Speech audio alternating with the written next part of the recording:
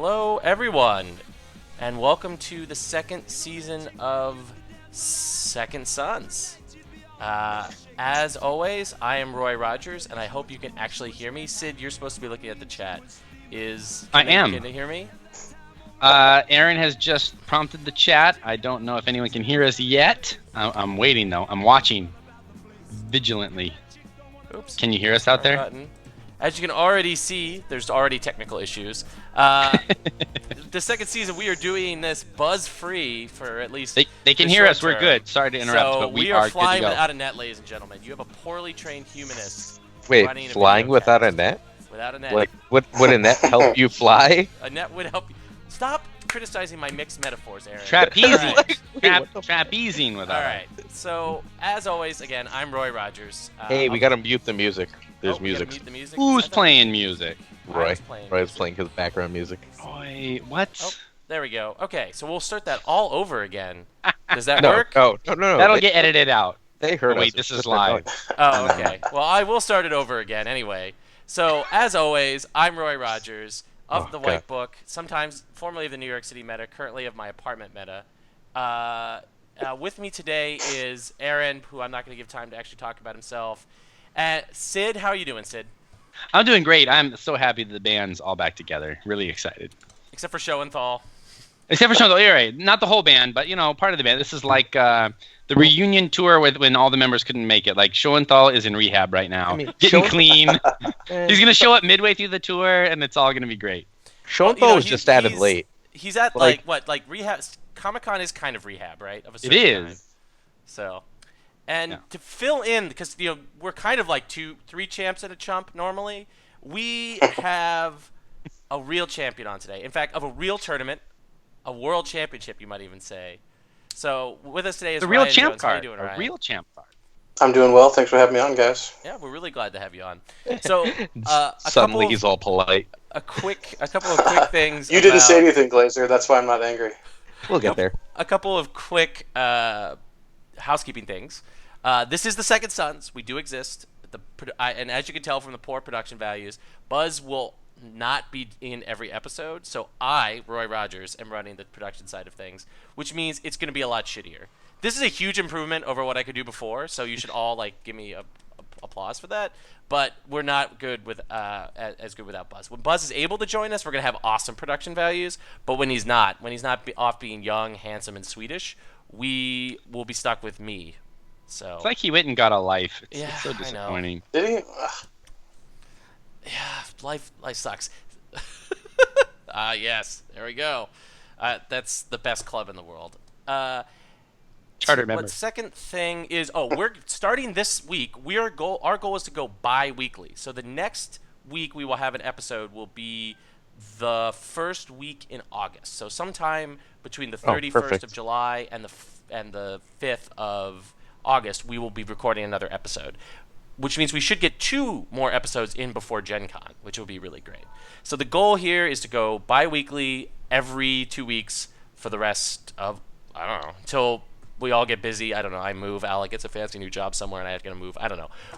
Whatever happens, but the goal is to be bi-weekly. Third, today's episode is brought to you by Dock Street Brew Pub here in There's a sponsor? There is a sponsor. No, there's not. It's That's beer. just what I'm drinking at the moment. Where's my free swag?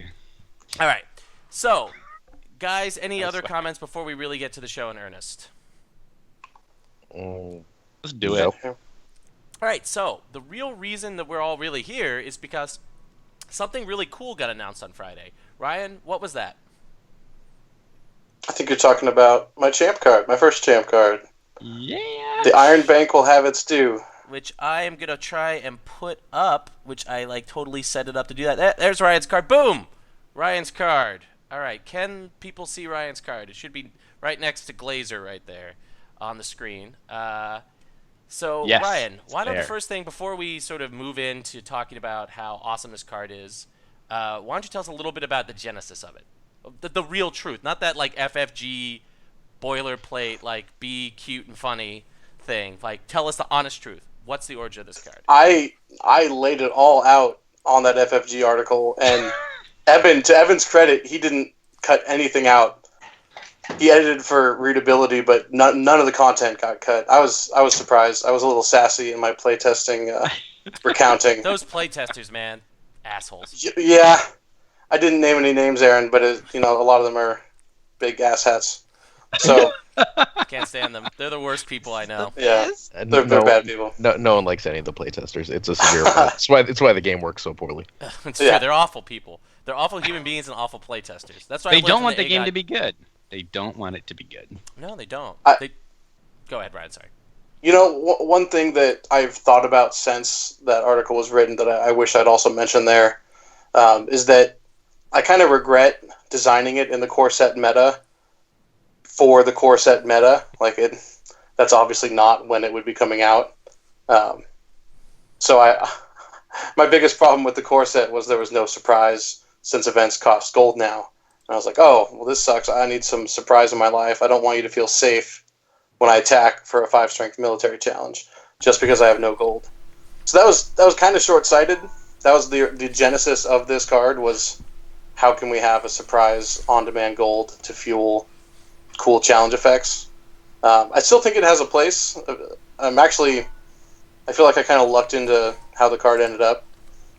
It could have been a lot more focused and then missed its mark, but since it's kind of a general card, I think there are a lot of different ways to use it, which means as the meta shifts, its purpose may shift. I think right now it has a clear spot index as a negative terminal attachment answer, but those might go away, and there might be something different that the card needs to address, and hopefully it can adapt with that. So that's the genesis. Core set, no surprises, trying to inject a little bit more surprise into the game. I mean, it's a fantastic card. Like Nightmares, every deck has to look at least one or two. That's an opinion, yeah. I mean, it's the right opinion. But you know who it works best with, just because you're a bad decision maker? Lannister. Yes. I almost made it a Lannister card. It was almost not neutral. I think originally it was a Lannister card, so that certainly was part of its design. It's so good in Lannister. So good. It makes jumper stuff so much more fun. You can add in so much more ambush just with the ability for that on-demand gold. I love it. I think it's the best card we've seen in a long time from a champ. The first one I've been really excited about. Have we seen any? Is this the first original champ card for second edition? I think so, right? That's probably why I'm the most excited for it. No, technically in this pack we got two, right? We got Brian's as well in this pack, right? Or was that the pack? Wait, what? Oh, yeah. No, we just got Brian's, right? Right. Yeah, this is way more exciting. This is better I like than that Brian's. card. It's a good card, but this is more exciting. Yeah, this is a splashier effect. So Brian's makes me sad that it's not Tollgate from first edition.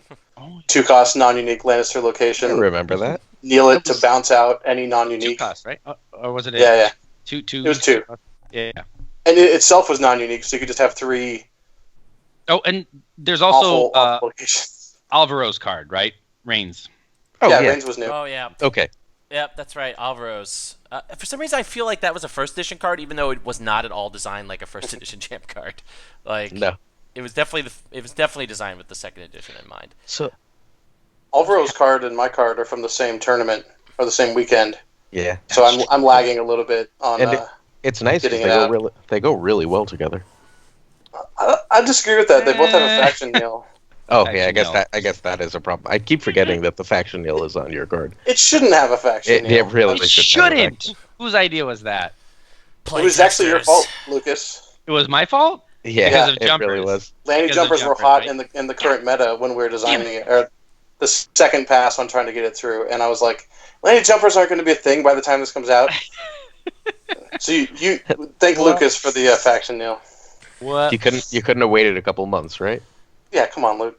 Yeah, and this whole not in the taxation phase, it would be an amazing card if you could do it in the taxation phase. Yeah, no, that's I should be able to have my 90 gold going into my Valar, right? But even without the taxation phase thing, all those ambush cards that people sometimes play a little here and there are now much more viable, and I think we're going to see a lot of cool ambush cards being played finally because they don't get played that much. I mean, I love ambush. Ambush is my favorite, going back to first edition. So If that happens, Luke, I'll be ecstatic. I'll make it happen, buddy. Some more surprise. You'll make it happen? All right. That's right. Someone just needs to make a card that stands your faction. I mean, Card. hey, just a reminder, you have 2 more champ cards. Go for it. Ooh. It's true. That's true, Ryan. Are you the only champ at this point, because you haven't designed any cards before, who, if this fucks up the meta, you can design an answer No. Answer to to your your own Jakob. card. Jakob. Oh, that's true, Jakob. Jakob has 2. There's 2 that he hasn't released, yeah. Right. 'Cause I kids do have the don't want opportunity one floating around. to fix my mistakes. I do have 2 I left. think it just had the one, right? Well, it's Jakob Corey. has 2. Corey still has one floating around, right? Because of the Does he? infamous melee. Corey won the melee. in It's so 2019. impossible to say right. infamous Melee and Corey. It's like, which of the 3? He was only directly involved in one. Come on. So. If you don't count Like Ryan's puppeteer, crush Two. there. you don't count puppeteering as directly involved. I feel like that's pretty direct. When you're puppeteering, you're not directly like saying- involved. It's like saying Jim Henson wasn't directly involved with the Muppets. He wasn't. It's like, Kermit the Frog. That's all. I'm just saying. I don't know.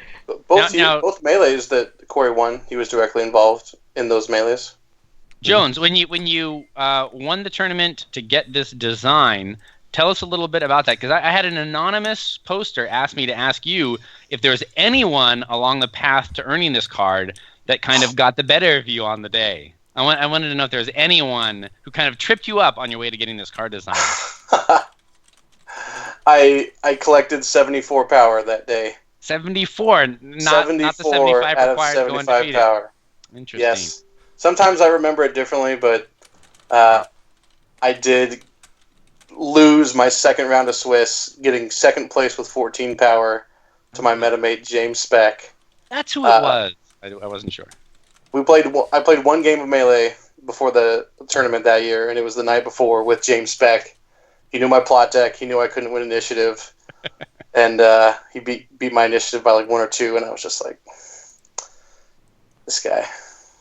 He's a tough nut to crack. So I don't expect to win against him every time, but everyone else bent the knee except James Speck. So you beat me that year. I did. Yeah. I'm 1-0 against Blazer. A really, really long game, too. I'm pretty sure it went like 8-9 plots. Yeah, I was actually just reading my tournament report from that year to try and remember what the hell happened. And I actually said you were a nice person in that post, Glazer, which, I mean, first impressions aren't everything, right? Like, Yeah, really. Dude, we know your gut sucks. Okay, so where do we think this card slides in right now? Like in the current meta, when this pack comes, we don't know exactly what's in. What's the title of this pack? Oh. Oberyn's Revenge. Oberyn's Revenge. So we only know like a couple of cards out of that. I think just the Martell cards in this one, right? Oh no, it's like 7 cards. Oh, we do now. Oh yeah, because we got. We know the Barra Cavalry. cards. We know one Lanny card and the Martell cards and the other neutral. Wheels within wheels. Oh yeah, that's spoiled. Wait, what's Wheels Within Wheels? Because I have really, It's really bad the- flashbacks to first it's edition. Plot. It's not. It's what not it used not to be. the first edition. Okay. It's good. it's like building orders and summons, but for events. Search the for top 10 events. cards. Oh, And you discard the or ones that you don't want. Event, right? yeah, discard the others. So it kind of like pairs with Annals, I guess, a little bit. Oh, we also got Annals and Johns. We got 2 more original champ cards. There, that's Annals true. and Yeah. Duel. Yeah, we're not Yep. even like, oh, we're You're horrible. Close. So bad. But the podcast is gone, so I mean, and both So of their are Aren't there they, late- like, didn't they erase themselves anyway from? I don't know. The end of that Beyond the Wall episode was very confusing. Didn't they erase themselves from history or something? something like that. From the annals. Yeah, Scored the themselves from Castle Annals. Black. So yeah, it's not like the old Wheels Within Wheels, which I hope we get back. But yeah, we know 7 cards from Ryan. I'll call it Ryan Jones's pack. I wouldn't call it that. That may be a spoiler that I'm not supposed to say, but we can just call it Oberyn's Revenge for now, and then we can decide what to call it. Oberyn's Revenge pack. Because I Jakob's hope cards I don't in the get- pack after, right? Yeah. Yeah. There's still a chance that I get overshadowed, though. How about that? There really isn't. Your card is better. Like, I think this is the second best original champ card in second edition. Maybe the best, but like at worst, second best. Reigns is really fucking good.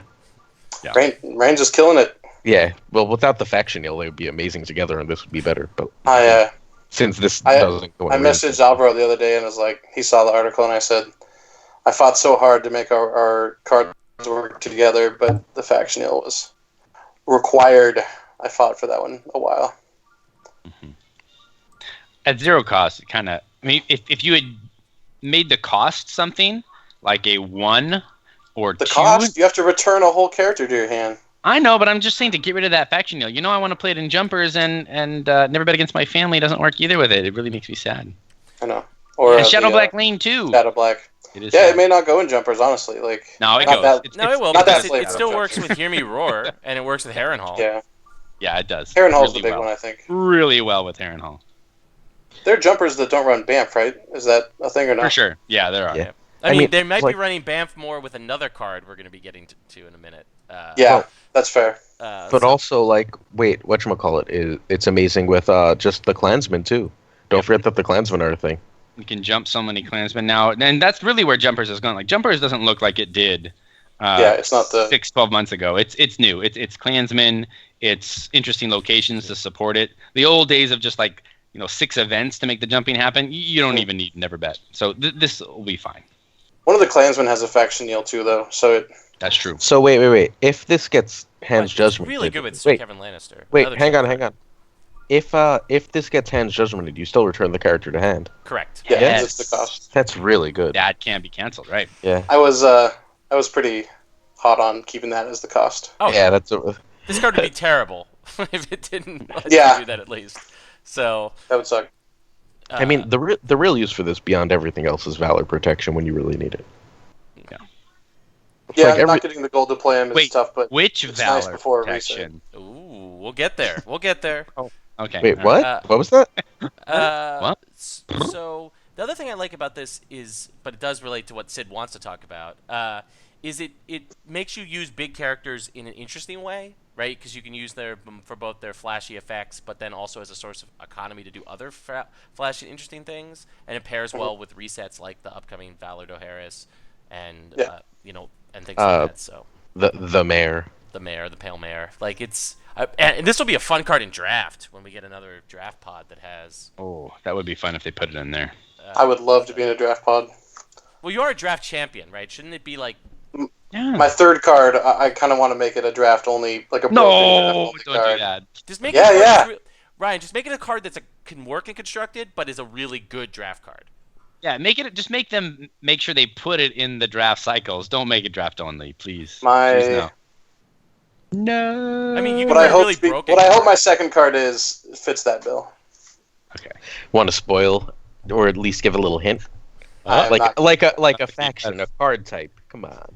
Okay. Is it related to banking? I've gone off the banking theme. Okay. Just one Iron Bank. All right. Wait. Okay. Oh wait. Can you give us this spoiler? It's just. Which book does it draw inspiration from? He has no idea. Or how about this? Is it also them? neutral? Are we going to see or are you focusing on the house? That's too far. Dang. See, I tried to get an interesting but vague spoiler out of you, but it didn't work. He doesn't know the books well enough. Cards. So let's talk about the bank being neutral. I had no idea where it was going to find a home, where that effect was actually going to be meaningful. So I just copped out and said neutral. Nice. So why the Iron Bank though? Really, just because? Because they. I didn't design it with a theme. The name and the theme was last. Okay. Yeah. But they take back their support, right? Yeah, I basically asked my group. I said, "What fits this? A character goes away from the battlefield for a while, gets a bunch of money, and then later shows back up on the battlefield." And the first response was Iron Bank, and I was like, "Oh yeah, duh!" You go to Bravos to try and collect some money, and then you go back with all your money.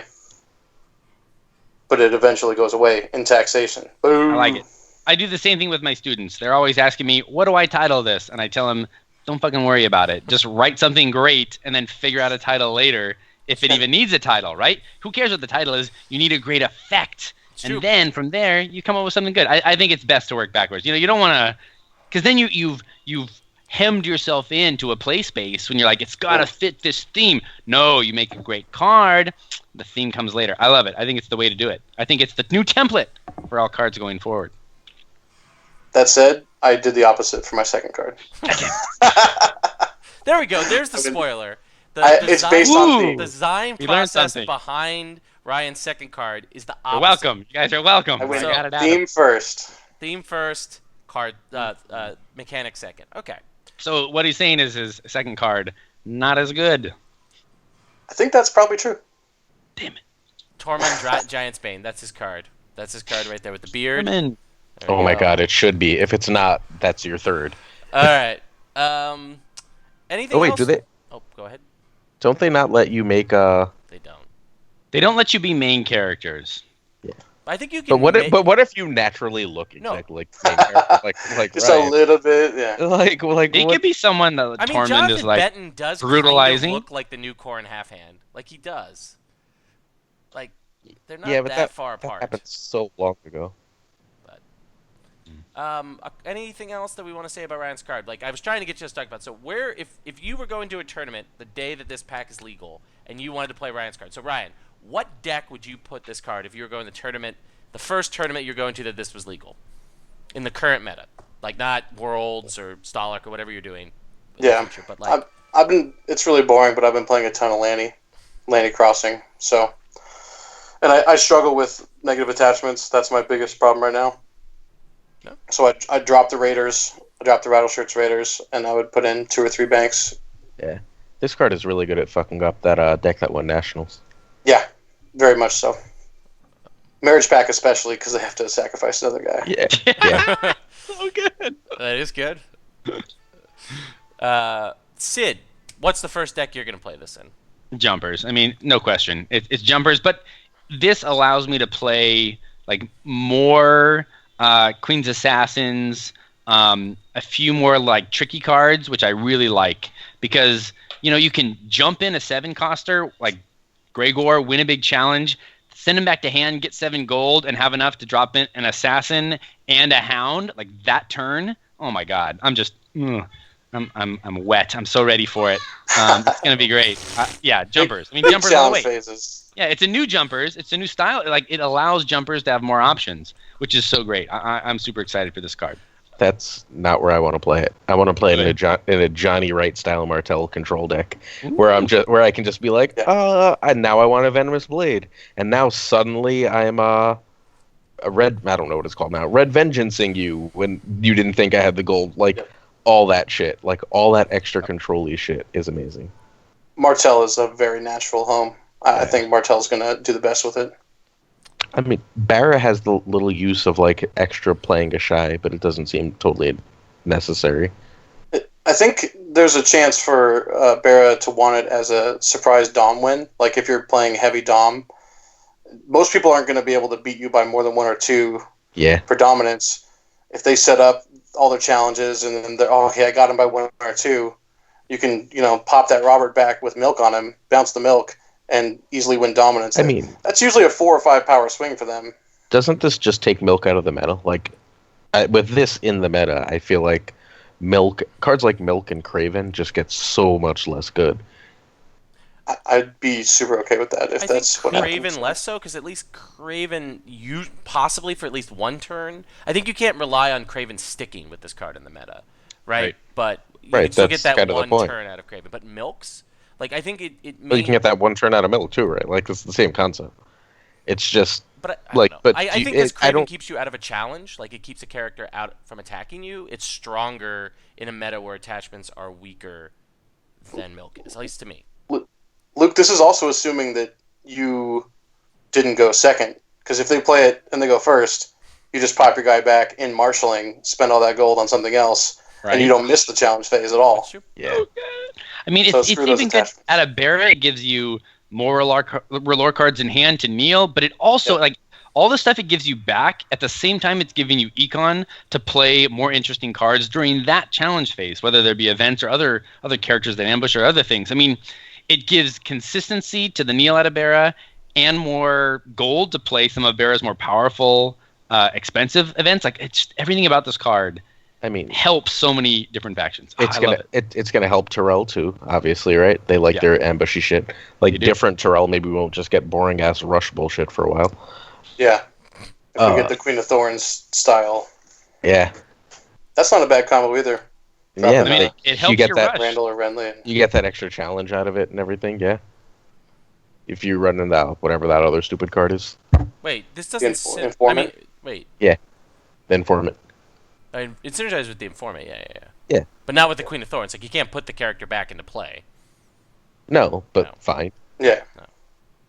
I mean, weird stuff. You can, like, Last of the Giants in, Jackin, kill somebody, use this, take Jackin back, get up 7. I mean, there's so many and then crazy put someone attacks to the that are on sword. oh my god, there's so many insane things that are on the horizon because of this card. I love it. So many of them, like what you're describing, though, require a fistful of cards. True. So I think these decks are going to need a coppers or 2 at the least. It's good on a copper turn. All these cool things we're talking about. It's like, if you have these 3 cards in hand, like, well, you better have some cards in your hand then. Yeah, I mean, like, reserve value matters, which is actually pretty cool too, though, right? Like, I feel like that low reserve that everyone was running was really holding back control too. It's really hard to run a control deck with 5 cards in hand. Yeah. I actually like this in Stark to sort of help smooth out the economy, and because everyone costs 6. Because everyone costs 6, and cards like Summer, like being able to return Summer to your hand to get a character back if you expect a reset. Summer's good. If you like Stark, like just like Arya's Gift is fine, but I prefer this actually to Arya's Gift. This is way better than Arya's Gift. Yeah. And the first snow interaction is also really good. Like returning one of those 3-cost characters you have in play, like an Arya, to be able to play like a 6-cost character on the first snow turn is really, really strong. So I think you can find a build for almost every faction. Is there a faction that you would not play this? Yeah, I don't want it in Greyjoy. I just don't see why. Like, let me think for a second. Beyond negative attachments, and even then, Greyjoy is probably the best at dealing with that. Getting back newly made lords is not bad. Yeah, it's still not. Not wrong. It's not great. I know it's not like a great combo, but just like, having more lords to play. Locations are pretty good right now. Yeah, I guess. Like, that's probably not good enough to run it in. It goes in a Banner Kraken, but it allows you to play that stupid event that no one plays. It gives like all your guys stealth, right? Like just send a newly made lord back, get 4 gold, and give all your guys stealth that turn. This is the man who thinks Rosewood kind of cool. Patrol is one of the strongest cards printed. It's one of the best cards in the game. I will not. I don't want to have that argument tonight, though. Let's not do it tonight. But Rosewood Patrol. So I don't think Greyjoy wants it. Night's Watch defense doesn't, but any other type of Night's Watch does. I'd be happy to have this never be touched by a Night's Watch deck. I absolutely hate that faction. Fair enough. And I mean, Targ could definitely use it, right? Yeah. Targ likes being able to be like, I just need that extra couple gold. And like Jorah really synergizes as well. Jorah's good. Viserys. Oh yeah. Yeah, it's a good way to get the dragon right? Yeah. It's a good way to get a bunch of extra gold on Astapor. Yeah. Viserys into Drac. Like returning Viserys to your hand, getting that 1 gold, and then carrying someone. More surprise Drax? I love it. Never safe. Never safe. Never. Not when you're playing Targaryen. That's what I've learned in this since 2017. So not Greyjoy, not Night's Watch. Everywhere else, at least think about it. Neutral faction only, definitely. Which is a thing. We don't have that yet. No, we don't. I hope we do someday. I hope not. Okay, so I think does that sort of wrap up discussion of Ryan's card? Ryan, this is your card. Are there any final thoughts? People you want to thank? I don't know. I can't wait until they reprint Westeros Bleeds. This would be amazing with Westeros Bleeds. They did. 6 cost event. Dominance. Yeah, it's called Varys. Just Varys. Yeah, I know it's not going to happen because of Varys. It's a 2-card event. It's called Last of the Giants and Varys. That's a really cool combo, though. Like, be like, all right, well, I don't really want to Varys away my Bob, so I'm going to have 7 gold. Last of the Giants, Varys. Have a good day. Next turn, I'm going to play Bob. Fuck you. It's good with that. That becomes a 3-card combo, but is pretty all potent. The 3-card combos. That's what we've learned today. All right, so maybe not Westeros Bleeds, but I'm looking forward to a high-impact, very high-gold event or some kind of comes into play character that justifies this even more, where you're like, if I can return Bob and then spend all 7 gold on this crazy effect that's normally unplayable because the cost is so high, if the bank can fuel that, I'm looking forward to that day. Okay. All right. So that brings us to the other big announcement that FFG made recently, which I am going to put up in a second, which is the 4th cycle, which is called the Crow Cycle? Is that what it's called? Flight of the Crows? Did you just Flight of say the the Crows? crab cycle? Because I don't think it's the crab I cycle. think it's Flight of the Crows. Flight of the Crows. Flight of the Crows. And we'll just kind of we're not going to mess around here. We are just going to put up, which should be Valar Dohaeris, which is the big card that was announced. There's some other cards there, but this is the card that's kicking off. It's in the first chapter pack of the next cycle, which should be out roughly November-ish, probably, based on the release schedule. Archmeister's Key, yeah. So Right. I'm going to talk about my design process when I made my fake champ card. That's cute. I mean, This is Ryan, my fake champ card forever. Aaron, you were the one who was the most vocal pusher for Pale Mare to leave the draft format and come here to Constructed. So how does it feel to win the debate? Danny heard you. It's better than I thought it ever could have been. Like the bottom of the deck thing is so much fucking better. Like with those stats, the bottom of the deck thing is so much better than kill with all the like save from kill that exists in the game right now. Mm-hmm. Holy shit. Like this makes the game. And like, it has good stats. Yeah, I mean good stats. It's got like amazing stats. Like how many I don't think so. How many like 3 of uniques can you really run anymore? You mean dupes you're talking about? Like, yeah. How many like how many unique characters are you going to run more than 1 or 2 of? Well, Aaron tries to convince you this is a good card. I'm going to go get a beer. Ooh. No, I agree. And I think what Aaron's kind of hinting at is, I don't know if it's a problem, but it's definitely a reality right now in our game, is that you have to dedicate a lot of slots in your deck to dupes, right? You just have to do it. Well, which inherently not every single deck increases variance. Right. You have to cut down on the variance. But what it also does is it kind of vanillaizes our decks because we have to play these dupes, right? I would say a good 5 to 7 slots, depending on a deck, are just reserved for dupes. And this says, listen, maybe the dupes are going to hurt you. Maybe you can open up your deck building a little bit and get some more consistency, get some different cards in there. Not everyone's going to play this. You're still going to have to face the original Valar. And can we just call this Pale Mare from now on? Because I don't know how else to differentiate. I can't say the whole name. No, Valar D, Valar M. No, because right away Valar D. No, it's all weird. Yeah, it's not like Dohaeris. Can we just call it Dohaeris? No, you just call it the Mare. I like Dohaeris. It's Valar and the Mare. It's Valar and the Mare. Pale Mare. You still call it Pale Mare because that's what this is. It's fine. And that's how we keep it separate. Like, oh, you flipped Pale Mare on me, you bastard. Yeah. No, not even the Pale Mare, just the Mare. Just the Mare? Wait, why not Pale? Why make it longer? Why? Same reason you don't want it to be Dohaeris. That's too many. That's Ryan too and I long. will call it Dohaeris, and you can call it Mare. Dohaeris. You're gonna say the word Dohaeris. Dohaeris. I thought it was Dohaeris. All men must serve, Sid. All men must serve. I might call it Doh, D-O-H, in honor of my man Homer Simpson, but I will never call it. No, just call it Doe. Doe. Doe. Doe. Doe. All right, that works. Veto. You don't get to veto. It's not like you designed it. No, it's veto. That's yeah, that's right. the name. It's the veto card. VD. Yeah, I just vetoed your board. No VD. We're not calling this VD. I gave you VD. Oh, come on. VD. These are the Suns. We can call it VD. Harry. We'll call it Harry. No. Who cares what we call it? It's awesome.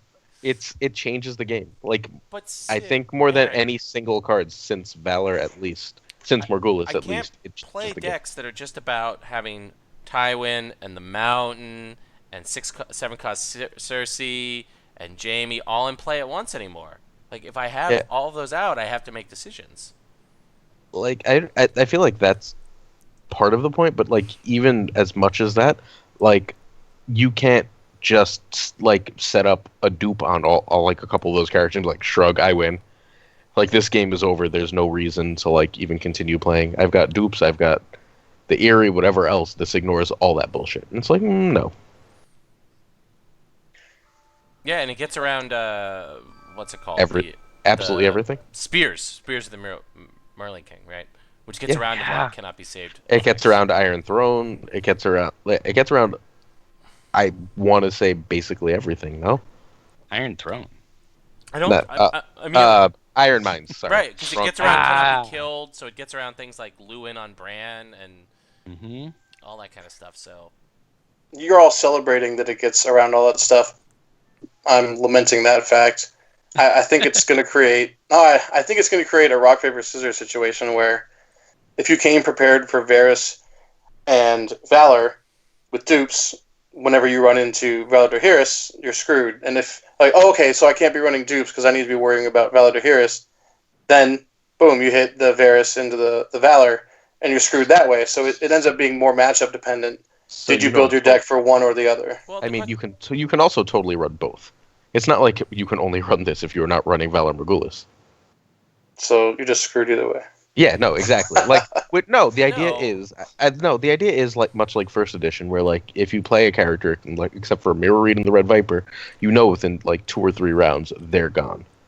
Like you're not just sticking a character on the board and then leaving them there for the whole game, which makes the game to me like significantly more interesting. I hate just being like, well, there's a Tywin round 1 and they're gonna flood the board, and like I'm gonna have to spend 5 rounds getting rid of this, like. And by then I've probably lost, right? Like that's the whole. I think you're talking about something further back in time, because it's not like that anymore. Did you see what won Blackwater? Like that's the heaviest reset craziness. Nothing stays on the board against that deck. The Tyrell Reigns deck. We're already there. We're already living that. Why do we need to lean into it? Here's why. Here's my opinion. Why is that? Almost every kind of deck that we have out there has their reset, but this is something new, right? The Valor was there for people who play all the dupes and play all the saves. And we had Wildfire there for people who like to basically do the same thing. Keep 2 or 3 really powerful Wildfire characters. wasn't a real thing. That's not a reset. No, I know it's kind of a fake reset. It's only a reset range. The only reset we had for a while besides Varys. Yeah. But this allows the smaller curved decks to have a reset. Like none of the other resets worked for it, right? Not effectively. Their reset was don't play a reset. That's how they were good. That's how they managed to get through. This gives them a reset, which gives those decks a foothold. So I really don't think there's going to be that many decks which play 4 reset plots. I don't think that's going to happen that much. I think there'll be a couple that play 2, but not 4. A few. But this instead empowers a lot more variation in decks. It doesn't make one reset deck way better than anything else in the meta. I think it just empowers more decks.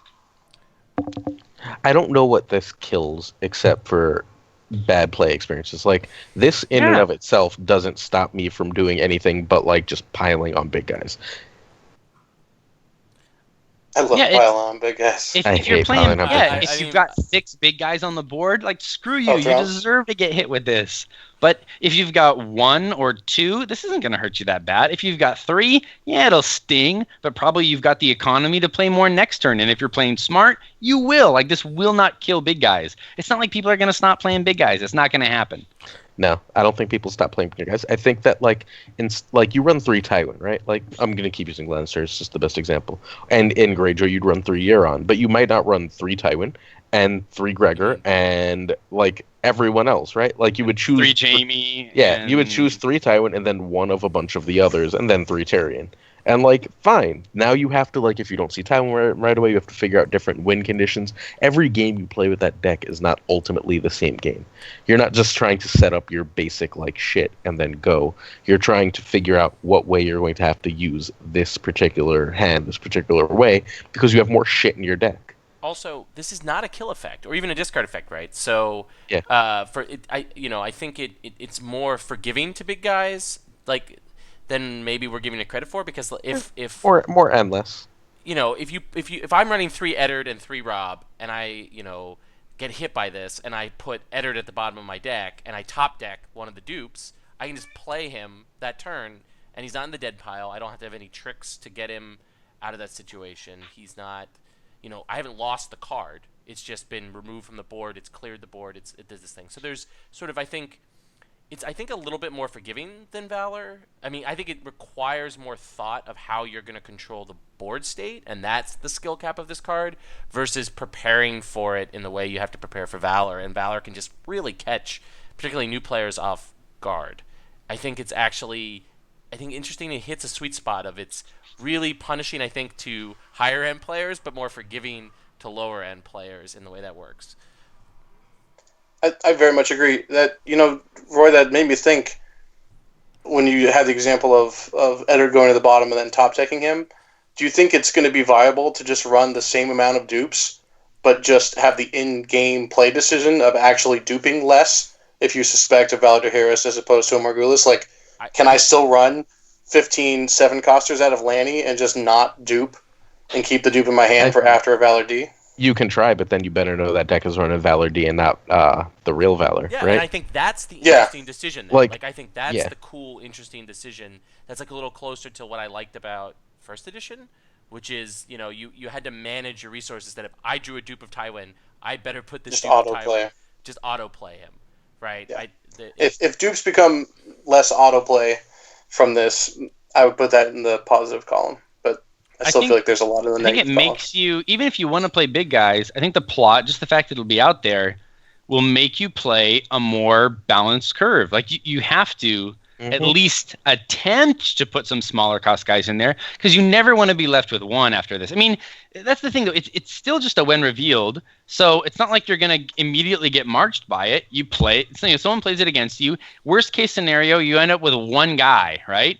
But you have Marshalling, and you play another big guy and some other guys. But you do need to take into account, like, I need to have some lower curve guys here. I need some 1s, some 2s, some 3s, so that this doesn't just hose me every time someone plays it. But that's good for the game. If people have to play more kind of even curves, I think that's good, not bad. The scarier thing, I think, is low-cost Renown, because this makes low-cost Renown more valuable than high-cost Renown, right? Because one of the things that this can do is clear those Lanny boards or those Stark boards where you have like 3 6-cost or 7-cost characters with Renown on them, and now 2 of them are gone, right? So, but if that happens, with its like the card that answers that exists, right? Like, it's not like we don't know what to do about that. No, it's not even Valor.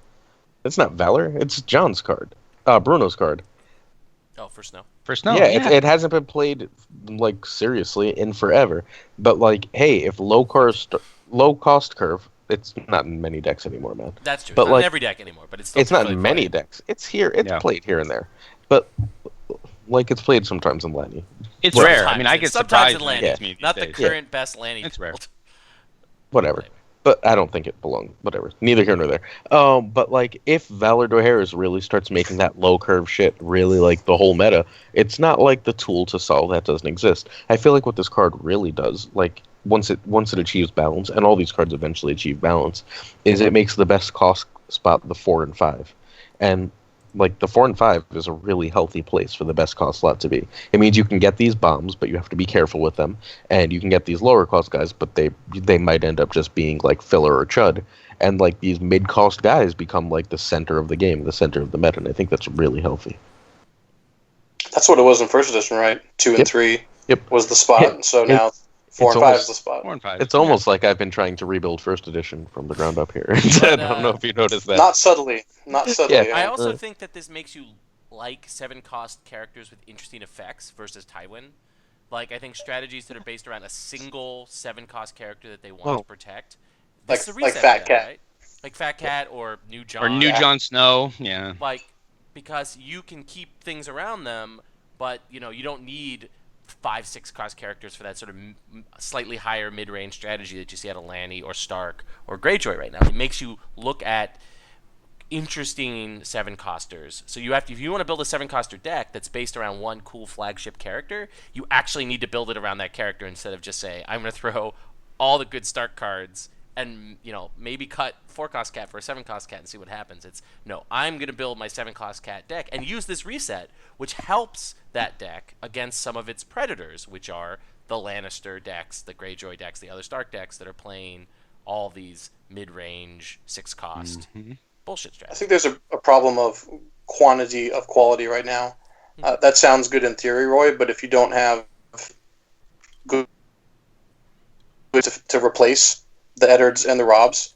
Like, if you don't have better cards to replace them, or even just like a little bit worse cards to replace them, I think what you're talking about is just theoretical and not the current card pool. But no, that's what gets people to play those lower curve cards. You can't just be like, I'm going to play these 4 or 5 guys with dupes and I'm set. I'm good to go. Like, game over for the next 6 plots. You know, you can't do that anymore. You're going to have to fill in your deck with other cards, which means some of those dupe cards. You're saying put bad cards in your deck. No, not bad cards. Yeah. I mean, dupes are a problem, man. Dupes are an issue. So earlier today, I was playing a game, and at the end of round 1, my opponent had a tripped Tywin, duped Tyrion, and then like a Jaime and a bodyguard. And guess what happened to Varys in that matchup, right? Treachery. So like, yeah, that game's over from round 1. It's a reset with teeth. I mean, honestly, Valar, the way the game booted from the beginning of 2.0, Valar did not. I mean, I know people were like, the sky is falling when Valar came out, but I don't think it had the intended effect. At least if you're, from my perspective of a really good reset with teeth, it never really filled that role. Like, it didn't. I'm almost happy when my opponent plays Valar this time, because you can see it coming. I've planned for it. I've got a better plot than Valar when they flip it, and I usually end up beating someone. Like, Valar doesn't have the teeth. This card, with its stats, with its cannot be saved, has teeth. It's a real reset. It's better than Valar. Yeah, the problem with Valar is that, like, right around Valar, all these different answers to Valar came out, and then it got all these terrible stats, and like, it just. Valar decks feel like have to run like 3 other resets because, like, hey, guess what? Every deck that's good is built to survive Valar. And then if you can stop the Varys or the whatever else, then congrats, like, the game is over, right? It's part of why Lanny Reigns is so good. Because it has that built-in answer to Varys, and then it just ignores Valar with all the 18 ways it has to. And, like, that doesn't happen now. Now, like, I don't think Lanny Reigns is bad with this by any means. I think Lanny Reigns is still probably one of the best decks, but I bet you it looks awfully different. It might actually be a jumper deck. More clansman-y. Yeah, it could be more clansman. Because that's already a fun, pretty good version, but it may be the go-to now. Yeah, I mean, the thing I love about this reset is, I mean, anyone who's listened to Reset White Book episodes knows, like, I hate Lanny Reigns. I hate what it does to the game. I hate his play style. I hate everything about it. I hate playing. Like, I lose games not because the deck I'm playing is bad against Lanny Reigns, but simply when I sit down across from someone playing Lanny Reigns, I tilt myself before the game begins. I'm just like, oh, no. I know how this game is going to go. Oh, there's Tywin. Yep. Oh, okay. Oh, there's Jaime. Oh, okay. Oh, I Valored. Oh, you have the Eerie. Oh, and a dupe on Tywin. Oh, okay. All my characters are dead. Bodyguard on the wrist. Oh, this is great. I love this. No. This makes you have to rethink those kind of decks, like, a lot. And more than Stark Watch, more than any other card that we currently have. Like, the big tragedy, I think, of Valor was when who was it that went to Batalla with Eerie? Which European was it? Alec Trigg. When he came to Batalla with the Eerie and played Lanny Eerie deck, I was like, oh fuck. Like, they figured it out. They solved it. They found the like, for a while Valor was suppressing the Lanny bullshit strategy. People were looking at Tyrell. They were looking at Greyjoy, but it's like, nope, we could just run the same Lanny bullshit, but now at the Eerie. Fun. And this deck says, fuck you, or this card rather says fuck you to that strategy, which this warms my heart, like, a lot. Hey, Suis Buzz, whoever that is, it's Buzz. Called me out. Is it Buzz? Okay. He called me out. Why is he not on the podcast? If I don't know. Get on. He's like totally able to do this. But he said, why don't you talk about how this interacts with Bet Against My Family? And he's right. It's so good with that card. Oh, yeah. Because you can grab those key characters from the bottom of your deck. Is it one or is it all of them? One. It's one, right? One. Yeah, you pick one. You pick one card, but it's the 5 cards from the bottom of your deck. Right. But obviously, it's not like you get all 5 characters back for one. No. And then you play Ryan's the next one. Yeah, then you play Ryan's. No, you can't. Play it that round, though. You can't do it. And that's when it would discard itself. So it's good. Then you have to play the hands whatever, right? The Tower of the Hand, which would be good though. It's another way that Bet Against is useful because you're seeding no other card out of Lanny lets you seed the bottom of your deck like that. So it's really nice in that context. Like, isn't that kind of awesome? Like, now these cards. No, it's great. I'm super excited. No, but like even the whatever the hands chamber or whatever someone say about that is again. Tower of the Hand. Tower of the Hand. Tower of the Hand. Thank you. I don't know why I couldn't remember that. But even like Tower of the Hand was this Return of awesome Fear. card when it came out, and it's just like, man, Lanny can just play so much hyper efficient shit. There's no point. Guess what? Now there's a point, right? Like I love Tower of the Hand. It's my favorite card in the game, so well, I will play Valar with Bamf and Tower of the Hand when this comes out. Yeah, I will have to way stop more playing interesting 15 Lanny deck than what we currently have. 15 7-cost characters is pretty fun too. I mean, yeah, for It was fun. I'm One more having month fun with and it it right won't be. Like it's perfect. It's just like you have tools to do things that aren't turn card sideways. With your card, with this, like your card works great with this, right? it's true. Yeah. An important thing to understand is also if anyone is afraid that this is going to hurt Lanny, you can look for the Bamf interaction, and then you can look at that Maester that they spoiled, and that Maester is ridiculous. And like that again shows you like fuck play. Wait, what's hey, Maester what? at the Rock. Maester at the Rock. After What We is don't, that? whoa, we Hey. don't read cards on this. Don't read it for him. Oh, Don't read I don't want to for read him. it? He's the I biggest don't know one what the about fuck don't it read cards does. on this podcast or Got video it. show or whatever. So No, that's like when we, all right, then put it up on screen. I didn't prepare to put it on the screen. So Oh, let me Well- just read it. It gets Go an ahead. event back. It gives you an event Yeah. back. That's all you After need to know. play a Lannister event, kneel the Maester to move that event from your discard pile to the top of your deck. So it just like instantly goes from playing it to the top of your deck. So Lannister can have treachery every turn. Yeah. Yep. Or Bamf. Yeah, basically, Yeah. or Bamf, or whatever you Yeah, want. but really treachery, right? Like Bamf is good for that, but like I think you Yeah. can run both in your deck. Pretty cool. yeah, that seems likely. But Yeah, like you no, can run run a a bunch of couple good like that. Lannister events like Hear Me Roar. There's probably room for Bamf, running both of those. Treachery, You know, Trial by Combat. Some of the more expensive Lannister events that now you can play with Orion's Champ card. And you know if you I really like that Wait, free cost one. So if you treachery or play Trial by Combat and you win the challenge with Draw Maester, you get the card back immediately, right? Yes, yes, you Yeah, with Pycelle's insight. Yes. do. Man, it's a good thing Maesters didn't win that thing. We don't have a Maesters. Oh fuck. Yes. By the way, those Any cards are the Maesters? right cost to run with this agenda. But to be fair, though, Sorry, plot. you're not going to be bringing Maester of the Rock into your Conclave Tyrell deck because it's only Lanny offense, thank God. No, but like you can bring. I guess you like. You that can't mix Maester factions agenda- besides the Maesters. Oh yeah. But that Maester's like big agenda's big draw, or at least a lot of the draw for me was being able to grab. Is Crescent the Barrow one? Yeah, being able to grab Crescent, but with Ryan's card, I don't fucking need Crescent. Those cards aren't even going to be in the meta. Like I can't imagine negative attachment surviving. R.I.P. Maester's agenda. Oh no, So I mean sad. Crescent helps against Really. the Martell attachments. Yeah, that's true. Which Those are Martell attachments will probably see a resurge too. you just replay them. Ryan's card returns like, all right, that attachment's waiting Yeah. for that character when it comes back. Yeah, that's Luckily, gonna- most of the negative ones are terminal, but you're right. There are a couple pesky ones. Super underrated is Stinking Drunk yes. Oh. in Such a good in Lanny Stag with Big Cersei. It's a very stupid thing. I've lost to that many times. Lose all your cards. I like it. Was there anything else in the announcement that stood out to you guys? Oathbringer. You guys are Oathkeeper. welcome. You guys Keeper. are welcome Oathkeeper. for my champ card, by the way, which will make the game anew.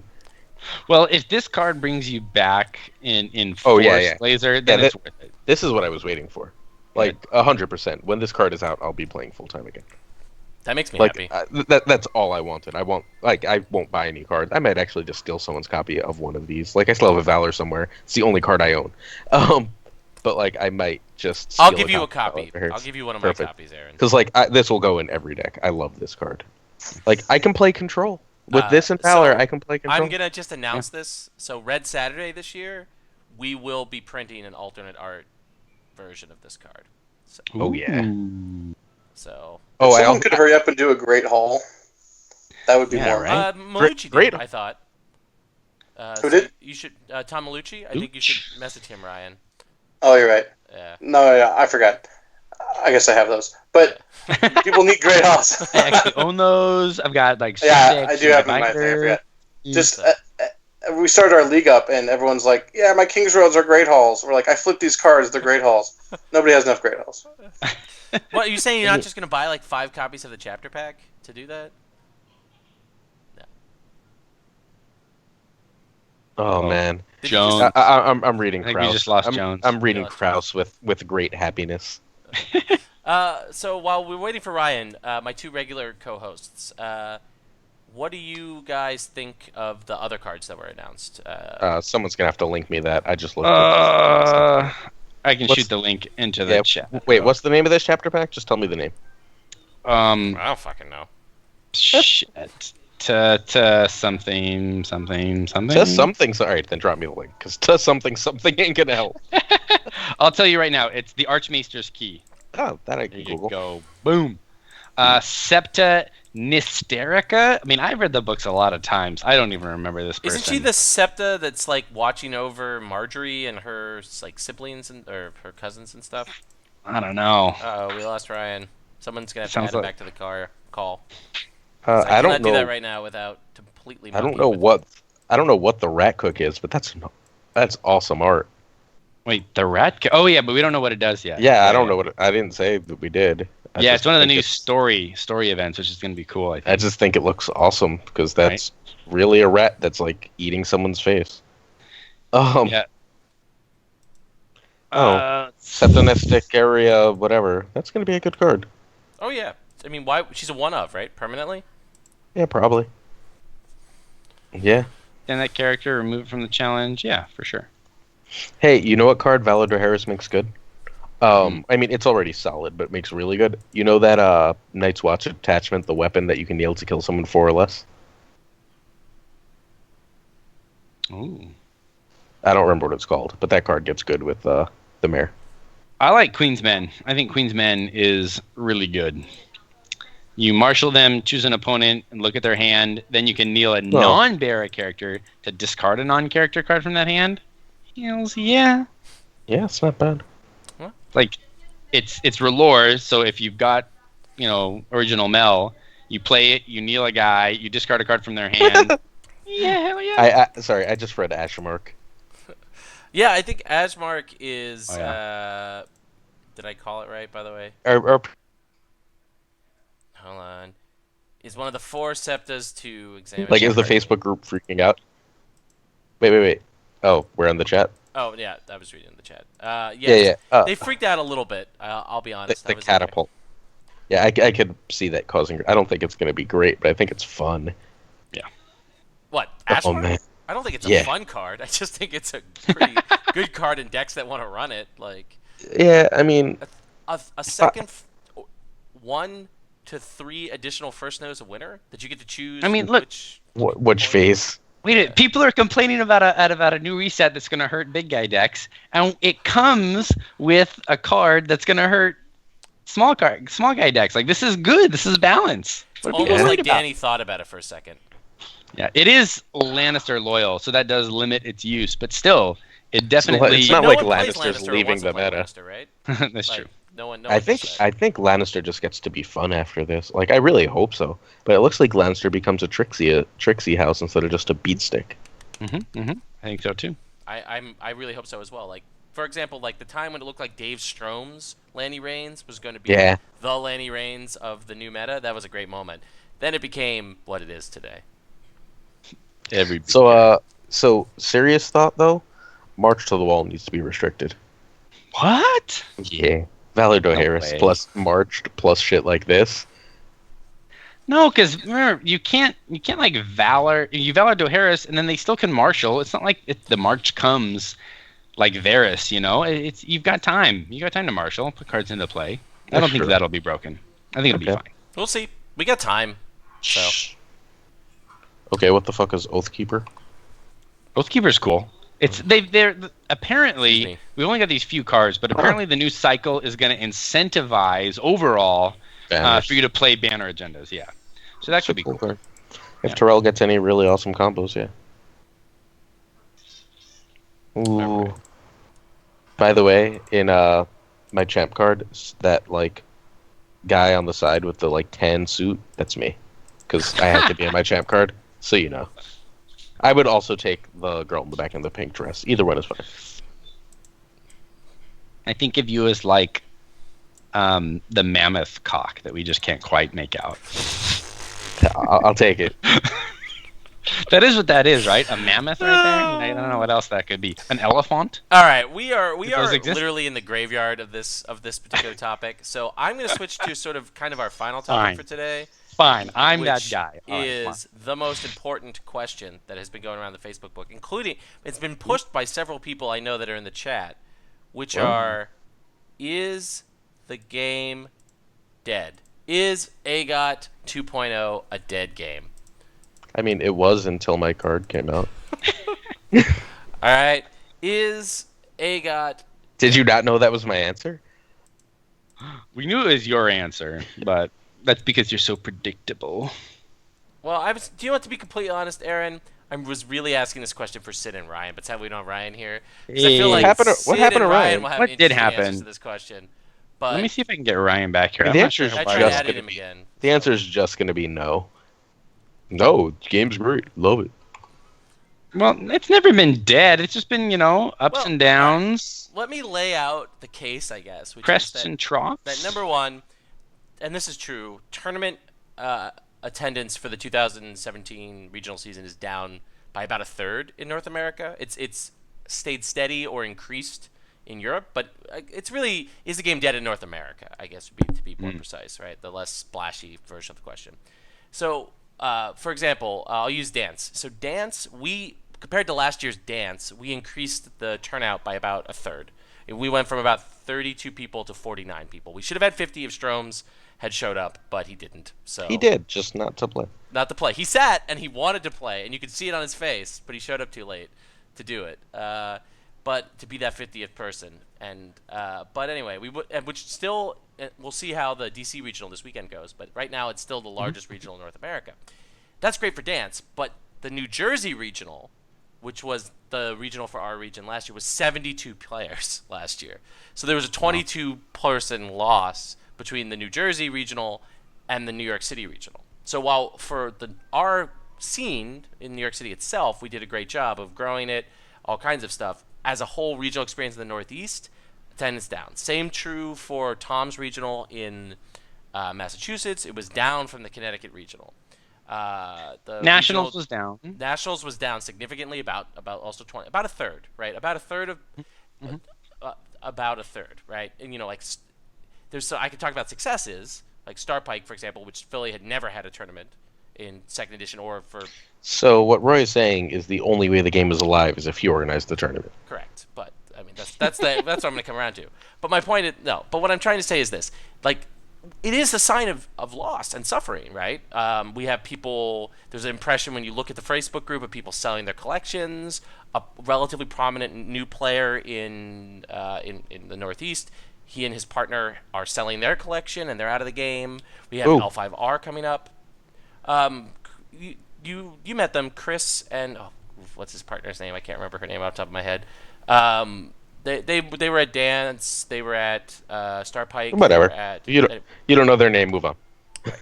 But they come to a lot of events, right? I'm terrible with names. So what I'm just trying to say is the impression is there, right? Look at there were 12 people regionals this season in North America. We're back to that first edition standby, right?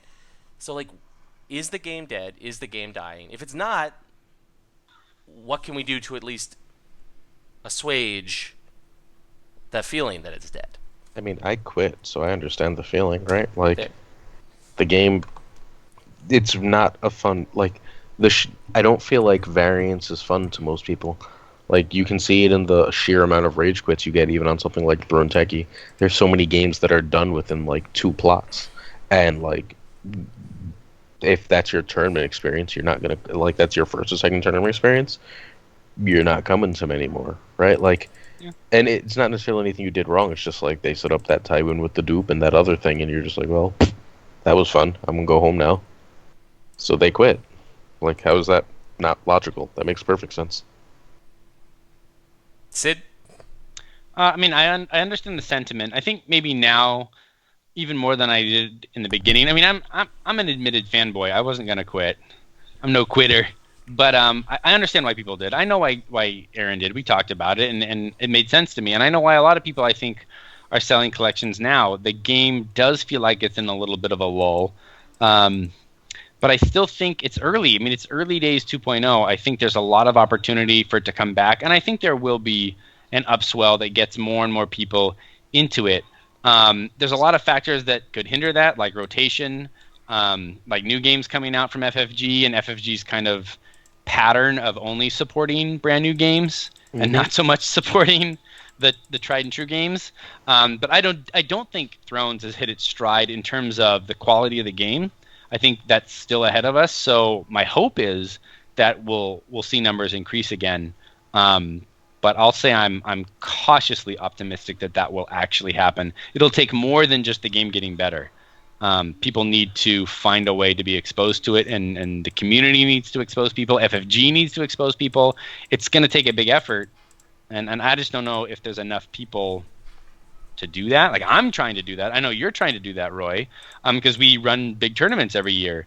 But I don't know how much other people are trying to do that, and it worries me. Yeah, I mean, I think my take on this, and I said this in the AGOD 2.0 group, was somewhat along the lines of what you're saying, Sid, is that we can't rely anymore on just the show and the fact that it's a new game to... oh, Ryan wants back, I think. Yeah, he does. Cool. Let me see. All right, let me add Ryan back into the call. All right, I'll have to rearrange everything. All my clever rearranging. Move Sid here. Throw Ryan text back in. Boom. All right, but anyway, so my point was, more precisely, that we can't rely on the show, and we can't rely on the fact it's the new hotness from FFG to make the game grow on its own. We have to actually put the effort into growing the game, which I think the 2.0 community isn't quite there yet, which I think one of the stronger things about the 1.0 community towards its end was it was committed to growing itself in many ways. Like, I was brought into the game by Dan Struhall, by Dave Stromes, by Aaron, who really put the effort in to mentor me and help me and make me a better player, which I feel like the second edition community wasn't quite there because it could just rely on natural growth. And so we're now at a stage where we have to work to get that. Is everybody there? In a cruel twist of irony, I just got the guy who originally got me into the game in the CCG back into the game now in 2.0, which is weird, to convince the guy who got me in to get back in. So that's one nice little story. Who's that? Danny Machado. He bought a collection at KublaCon. You didn't know that? He is the Queen of Love and Beauty. He is. I hadn't heard that. That's very cool. Yeah, he did. Chaos is back. He's easing in, but he is back. All right. Very cool. All right. You know what? I'm going to forget at this point of the show of trying to do any fancy things, Buzz style. So I am going to... I have a TV show theory. Oh, God. Ooh. No, like a real TV. It could be. I think Cersei's going to end up married to the Night King. What? Whoa. Whoa. That's huge. Yeah, like I Spoilers. think about it. There's no spoiler. It's complete fan theory. It was just Married when to she was the talking Night King. when she was talking about like wanting strong allies. I was just Bro, like, huh. check yourself, Glazer. Check yourself. Night King doesn't want to marry that. Well, The concept of marriage is foreign to is Frozen, bro. not true. We know the history of the 13th commander of the Night's Watch. Beers. Let's bet beers. No way. No, it's totally a completely random theory. It just felt like it fit, especially with her look lately. That'd be pretty cool. It would be cool. I like that. All right, but we didn't get Ryan to actually talk about the topic that we're supposed to do, which is on the screen here for viewers, which is AGOT dead? Is the second edition of the game dead, Ryan? I know you just published a card, so you have a vested interest in this question. So, is with the tournament attendance down significantly, at least a third? Only in North America. Only in North America. But again, this is Second Sons. We don't have to be unbiased here. All right. Kubla was up. I'll say Kubla was up like 8 players. So that's there you go. That's minor, but it was up. It was up 8 players right in front of Nationals. That's true. Which is- One weekend before Nationals on the same coast, so it was a small success, but a small success is still a success. But Nationals on the same coast was down a third from last year. So. True. It's never been there though. I mean, I don't know if we have a baseline for the West Coast Nationals. Yeah, It's I mean, a new look, I'm wearing my experience. ETX shirt.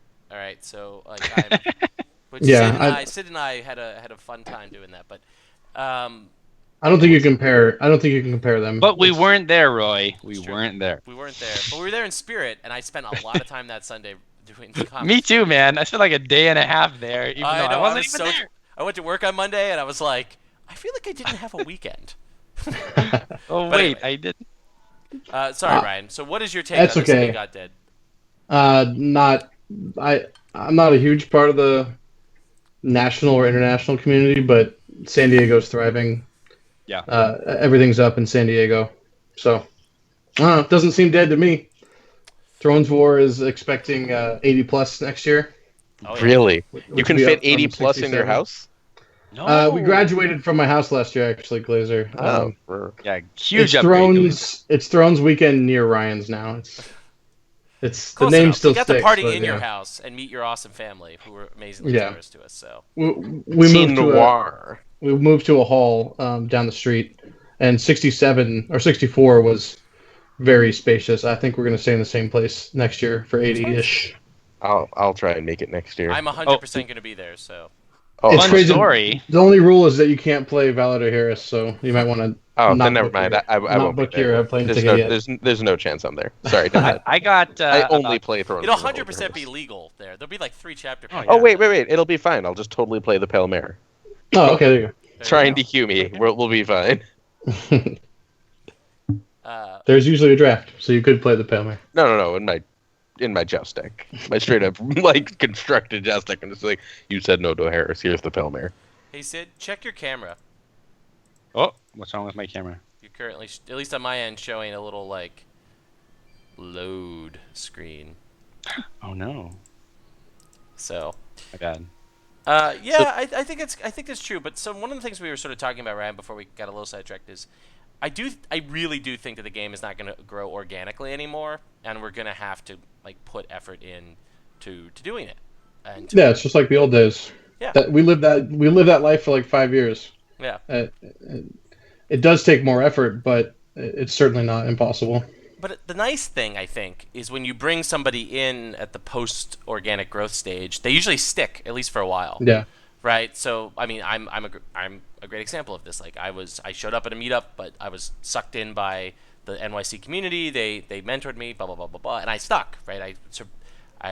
I You don't transitioned suck to that second bad. edition and all that kind of stuff. And there are other players like that. And there's second edition players who are the same way, who sort of came in with that. But the other main thing I think we need to talk about, which I got to, is like, what is L5R going to do to our community? Because like a lot of really committed, driven, amazing community members for second edition are L5R players who've kind of parked their car in our parking lot for a while waiting to go over to what they really want, which is to play L5R, which they've played for like decades in some cases. Yeah. So do we think we can survive and FFG, I mean, they're doing a fucking costume show at Gen Con. Like, and they're doing this like London event where if you like tweet or Instagram out yourself in costume, they'll go send you to London. Like, Roy. yes. Roy. Yes. They're gonna ruin L5R. Just relax. It's FFG. Like, I'm not even kidding. Like, I'm not being cynical. Like, nothing about their organized play in history has suggested that they can sustain this in any way, shape, or form, unless like, have you ever seen anything from them that suggests this is more than just a blip? Well, the amount of money that they spent on L5R makes me think that it's not going to be a blip, that they want to make their money back. Like, Yeah, and then they will, and they'll be like, we're done with this shit. maybe. I feel like I get this feeling that they got the AGOT license really cheap from George Martin before it was like Game of Thrones, and they don't have to put the investment. Like, every bit they invest in it is just like making them even more money than they can kind of just earn by sitting on their ass. Like it's just the way they treat all of the Thrones material that they put out. I feel like it's just like, this is just icing. Like, If I were if I were them, I'd have the dice game right now. I'd be like, fuck all y'all. I'm making a dice game. You guys can like go be angry and not play our games anymore. Thrones, A dice game would what would Thrones it the be dice a Game of Thrones colon the dice game. The dice game, and then you just like you literally just build it off the Star Wars Destiny engine, and you make bajillions of dollars and laugh at the like 12 of us who are sad about Thrones, the card game.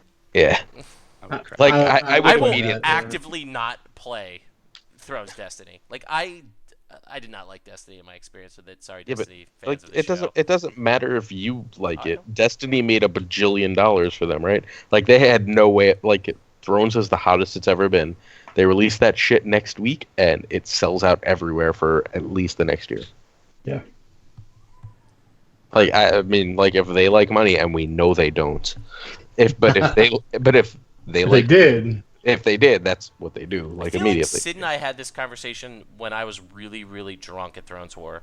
Did we have this conversation, Sid?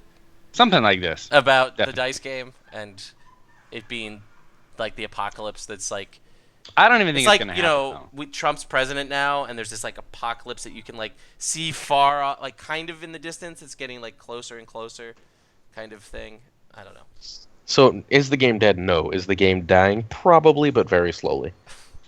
Stabilizing, I think, is the word. Just like our planet.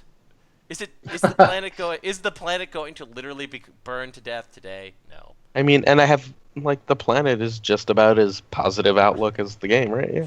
That fits. Both full of kind of shitty people. Lots of pollution. Yeah. It's a good metaphor. So, well, we've been doing this for a while now, like an hour. Do we want to take any questions from the chat, or you want to call it? Yeah, we can do questions from the chat. I also have a question from the Facebook that I think is directed towards Ryan. Let me bring up the Facebook while Aaron or someone vamp and do stuff while I try to look up this question. Dun, dun, dun, we're so professional. It got second edition. Here we go. So Brad asks. I don't take questions from Brad. Oh, you don't? That's such a good fucking decision. All right, cool. All right, so next question. Pretend it's from someone else. All right, yeah, Brad. Right. Wait, is Brad the one who was mean to you recently? Someone was mean to Roy, and it made me sad. Well, I'm no longer that was Booker. Allowed to that was Booker? Yeah. Oh, well, then time out. Hey, Booker, go fuck yourself. Only I'm allowed to be mean to Roy. I'm pretty sure they're the same person, honestly. Like that would not shock. So Brad's question is this. So he's asking, we kind of talked about this a little, but he's wondering if, Ryan, are you planning for all of your cards to synergize together? Loosely. Loosely. And then secondly...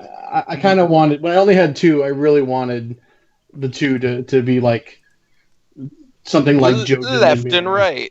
Yeah, left and right, that kind of thing. That is out the window. So also he also asked, if that's not true, since you have a power card with your first card, are you going to go a little like make the dream theme card now, or are you going to try to aim for like high competitive level cards for all of them? So I honestly thought that this was not going to be the good one, the really good hyper competitive playable card, but if this bears out to be that one, I'll be happy. Second card I mentioned earlier is high theme. Honestly, it's art based, which is a weird way to make a card, but a very good friend of mine pitched a scene to me, just something that could be the art, and that sold me on it so hard that I said, okay, I'm making that art be my card, and worked from there. Third card, still up in the air. Cool. We'll see. And the final question is, would you, so with your next card design, so you're going to aim to do obscure characters or mechanics, or are you going to try to sort of do something else? He's not legend. If I could single-handedly bring back shadows, I would do that. Okay, there we go. So next card, an S0 card from Ryan. Be still my beating heart. Do Sir Preston. Oh, I love yeah, there we go. With no other shadows cards, okay? Yeah, just He was good without being shot. Like yeah, it didn't matter. I know. He made siege work. All right, whatever. Anyway. Hey, we have a couple questions in the chat. Cool. I have some more Facebook questions too. So. Oh, okay. Which one do you want to do? We'll do some chat questions now because chat's been with us through all the technical nonsense. All right, so not going to pretend I know how to say that. But Peas says is Hyper Viper he's here a lot. Is Hyper Viper an actual deck to worry about in tournaments, or is it just an anomaly? So can I share an anecdote to answer that before you guys do? Yeah, sure. There's a deck I like a lot. So I sent it to like a few people that I'm friends with the other day, and one of the people was Sandy, and he replies, "Man, this just loses to Hyper Viper." And my answer was, "Yeah, I don't care." So what? So that basically answers what I think of Hyper Viper. The rest of you? It's real. I'm more bullish. It's a real on threat. Viper as well. Yeah. I think it seems pretty good answers, to me. But I think if you don't realize what those answers are, spoilers. I mean, you still have to see them. It's not nightmares because the deck runs 3 Hands Judgment, and it's just like, bye. But True. I mean, if you run your own Hands Judgment, Nightmares and Hands Judgment. So. Yeah. So I had 2 Nightmares and a Treachery, and all 3 of them got Hands Judgmented. 1 from the discard and 2 from hand during the Annals turn. Oh yeah. Annals. Yeah, it's an Annals turn that it goes off on, right? Like I mean, there's options. It's just look if it. No one's running the options. Like. Yeah, that's fair. Milk's a really good answer, and if my card busts Milk out of the meta, Viper has a better shot. Like. That's true. It's true. It's a Viper. It's like a good. Oh, you just screwed my Viper turn. I'm gonna return him to my hand, and he's nice. Delay another turn. I don't know. I think Hyper Viper is definitely a concern, but I don't know. Heads on spikes. New Mel. Seen in Flames. I mean, it's unlikely to be super effective, but his Viper Eyes, just random fucking intrigue pulls. Like, there's shit you can do, right? They're not winning challenges for his Viper Eyes. That is not an answer. It's not even close to an answer. No. And, like, sometimes it's going to go off and win. Sometimes it's going to go off and win, and sometimes you're going to have 15 power before it does, right? Like... Yeah. Could you get my opener? Thank you. I hope a bunch of people bring it to Gen Con. I really do. If you're playing Vera, you want to see the crap out of that. Like, Vera's the big answer. Yeah, I mean, like, I won't be at Gen Con, but, like, anything that gets us a restricted list would be fucking awesome for me. Yeah. I'm in on Anything that. fast beats it, right? If you're a rush deck at all, if you have the ability to rush, you can just outspeed it really easily. Yeah, I don't think it's that bad. I don't especially know how it stops Lannister. And it really doesn't like seeing political disaster, right? No, it doesn't. I mean, here's the thing. Like the real question, like some brave North American has to take that deck to a big North American tournament of at least 40+ people in the world of the best kill spell in the game meta that we have here, and see if it survives. Like and Euro decks like Builders have shown that they can survive that, but many other Euro decks just don't work in the US meta. And there's a lot of reasons for that, and maybe we should do a whole fucking episode about like about the differences between Europe and North America. But I think the one thing that's holding it here is Americans are scared, because if you fuck up bringing Hyper Viper to a major tournament like Gen Con, that deck can't win if the meta has tech against it. It's not a Lanny Reigns deck. It's not a Barra deck. It has no other win condition than Hyper Viper. So if people are ready for it and prepared, then it's a fucked deck. It has. Does it beat Builders? I haven't played Builders versus Hyper Viper. I feel like Builders just is like, I have 60 strength in this challenge. So yeah, because you have to win by X amount, right? Right. Right. Or you have to count. To count. Well, it's not win by X amount. It's just count strength. It's a count by strength. It's count how much the Viper has. So they could actually, as long as you can get more than them, I think it's okay. I mean, they would have to minus your strength. If your opponent is literally doing nothing for the first 2 turns, like no challenges. It's win by. Yeah. Wait, Viper? Yeah, always. Okay. Like I think if your opponent for every 5 strength you win. But honest to goodness, if your opponent's literally doing nothing but trying to reset you and draw cards, the building his deck, if it has a good start, can beat that deck. It's not rushing, but it's gaining power steadily. And if you're not going to be able to defend a power challenge, well, it could do a power challenge against you and accumulate some unopposed power and all kinds of stuff and get up there to the point where, and it can do enough power to maybe stall out your Viper turn. That it might be able to. I would have to test it and playing. I mean, if it stalls out your Viper turn, it just marches, right? Like it's like, Mark, we're done with that. We're done with that. I win now. Can you just scoop and we can move on with life? Yeah. So, I don't know. Viper is it's a niche. Also running a million, the hyper, like if a Craven and Milk on it. Well, Ryan's card though helps with that. Everything I like, that deck would beat. But I don't think that beats the kind of bullshit I don't especially like. Like a go first Lammy Reigns does a lot of bad shit to Hyper Viper, right? Yeah. Most crossing decks just win before it can set it up. I mean, whatchamacallit's really bad for Viper, the 4/0/0. Oh, Red Wedding? Red Wedding. Oh, yeah. Not they're going second. Because they're not going to win that first challenge. That's fine. If they're going second, that's a different problem. Right? And then you just try and keep like 100 gold for your Tywin and make sure he has some stealth or something. Yeah, I mean, like, it's going to be a thing. Yeah. It's Greyjoy, good. I don't think it's... Like, Greyjoy, if it gets going, can win. Like, if you're not really putting pressure on a Greyjoy player, they can do all kinds of nutso stuff. Yeah. Yeah, I think it's good. I just think there's enough random shit that just beats it because... we have a bunch more questions if you want. Yes, we want lots of questions. Wadmander says, what are your Gen Con decks? Roy's the only one going and he doesn't know yet. Oh, I actually do know. I'm playing Builders. Are you at Gen Con? Yeah. No. Oh, 100%. There's almost no way we're letting him do that. Come on, Roy. All right, when I show up at Builders, it's played. Its time is over. Move on.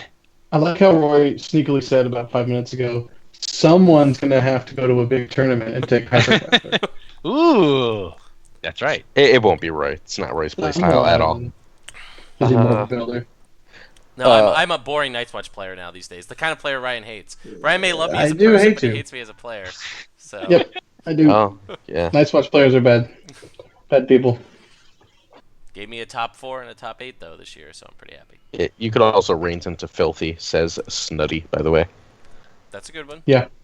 And I expect Reigns to be the best deck at this Gen Con.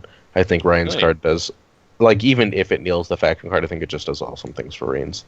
Like, you don't use Reigns every turn, so I think it can run both. Maybe. I mean, like, I don't know if top players will bring it, and that's always a major factor too, right?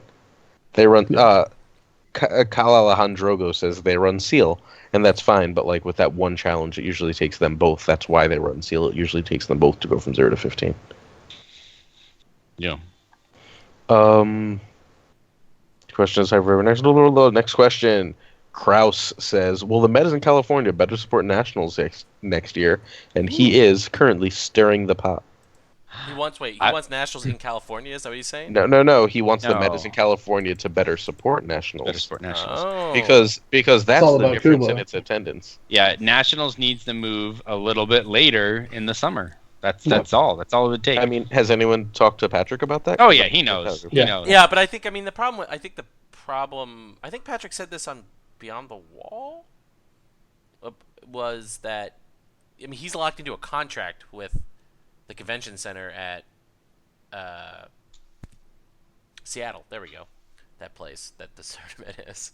So like, Are I you think it's high? a bit more complicated Roy's high. than just. It's just like if Sid and I were trying to not schedule tournaments at the same time, it'd be like, I'll talk to the store. We'll move to a different weekend. But I think there's more logistical issues than that with trying to get two conventions to fit up. I think they can be worked out though, and I think with the effort that we could split those tournaments up a little bit. I mean, just not having them on back-to-back weekends. And in previous years, they were on the same weekend, and then you're going to get no support from California. And there was decent support just having it the next, the weekend after. If you could get like 2 weeks between, I think that would be ideal. You get max California support. It doesn't need to be 6 months later. Just like let's get 2 weeks between these big West Coast tournaments, and I think you'll be fine. It's true. You definitely would have had at least 10 more. I'll say this on the show now. There's like a 2 out of 3 chance that I'll be at Kubla this year. So. Oh yeah? Nice. You mean next year, 2018? Next year, 2018. Yeah. Well, in case people don't know, and I'll just put this out there, it's been announced, but Kubla is now on the road to Stalik, and unlike all road to Staliks, maybe not all, but we are offering full airfare and accommodations to the winner. This is not Cool. This is not just a. And that's what did it. Totally not Ala's spirit best friend moving to San Francisco. Not at No, all. couldn't have been that. The winner will get airfare and accommodations to Stalik, to Bacharach, Germany. So, yeah, we're really excited to be able to offer that at Kubla 2018. Yeah. That's an amazing prize. So you hear that, Patrick? Move Nationals just a little bit later, and it'll be so great. We'll all go. So let me ask a question from friend of the show and friend of several people here, Buzz Hannon. What card in the last 6 months has exceeded your initial expectations? What card has underwhelmed? So it's been about 6 months since we've done an episode. So It has. The Night's Watch location economy. overwhelmed or under? So under or over? Really good. I don't know, whatever, but it's really Vault? good. Yes, that one. It's a really good card. So is no, it's only one. Oh, right? So what's your okay. over exceed, Ryan? What's a card Dual that when you Suck. saw it you thought it was and ended up being really good? Come back to me. Okay, Sid. It was only for a few moments, but I wasn't actually really excited about Last of the Giants at first. That was my other card. It's not even because of Varys that made me go, oh, this card is great. It's when I started looking at things like the Wildling Horde and Jaqen and a few other cool neutrals that I realized, you know what, this card actually has a lot of potential. It's kind of been shoehorned and typecast into the whole like ease of Varys wipe, but I think it actually has a lot more to it, and I really, really like the card. So it underwhelmed me at first, but now I really like it, and not just for Varys. Last 6 months. Renly's Pavilion for me. I thought it was going to be kind of okay-ish, but it's actually ended up being like just a really, really clutch card. It's fantastic. I'm the same boat. I undersold it big time. So That I knew would be good. Dude, that card was in first edition exactly as printed, except non-unique. Yeah, and it was trash. But challenges matter more in second edition, right? And I'm get glad. you get more benefit from that in with Terrell specifically. well, but also also so many challenges these days. Like but it's not just that it's -1 +1. It's like the way it just really screws really tight challenge math. I mean, played so much builders against Tyrell decks. Like the way that slight challenge adjustment can really screw you, and if you're bad at math like me, can easily screw up your calculations. It's just fantastic. So, all right, we'll do reverse order, and we'll say card we thought was going to be amazing that was released, I guess, in the last 6 months would be Hot Pie for me.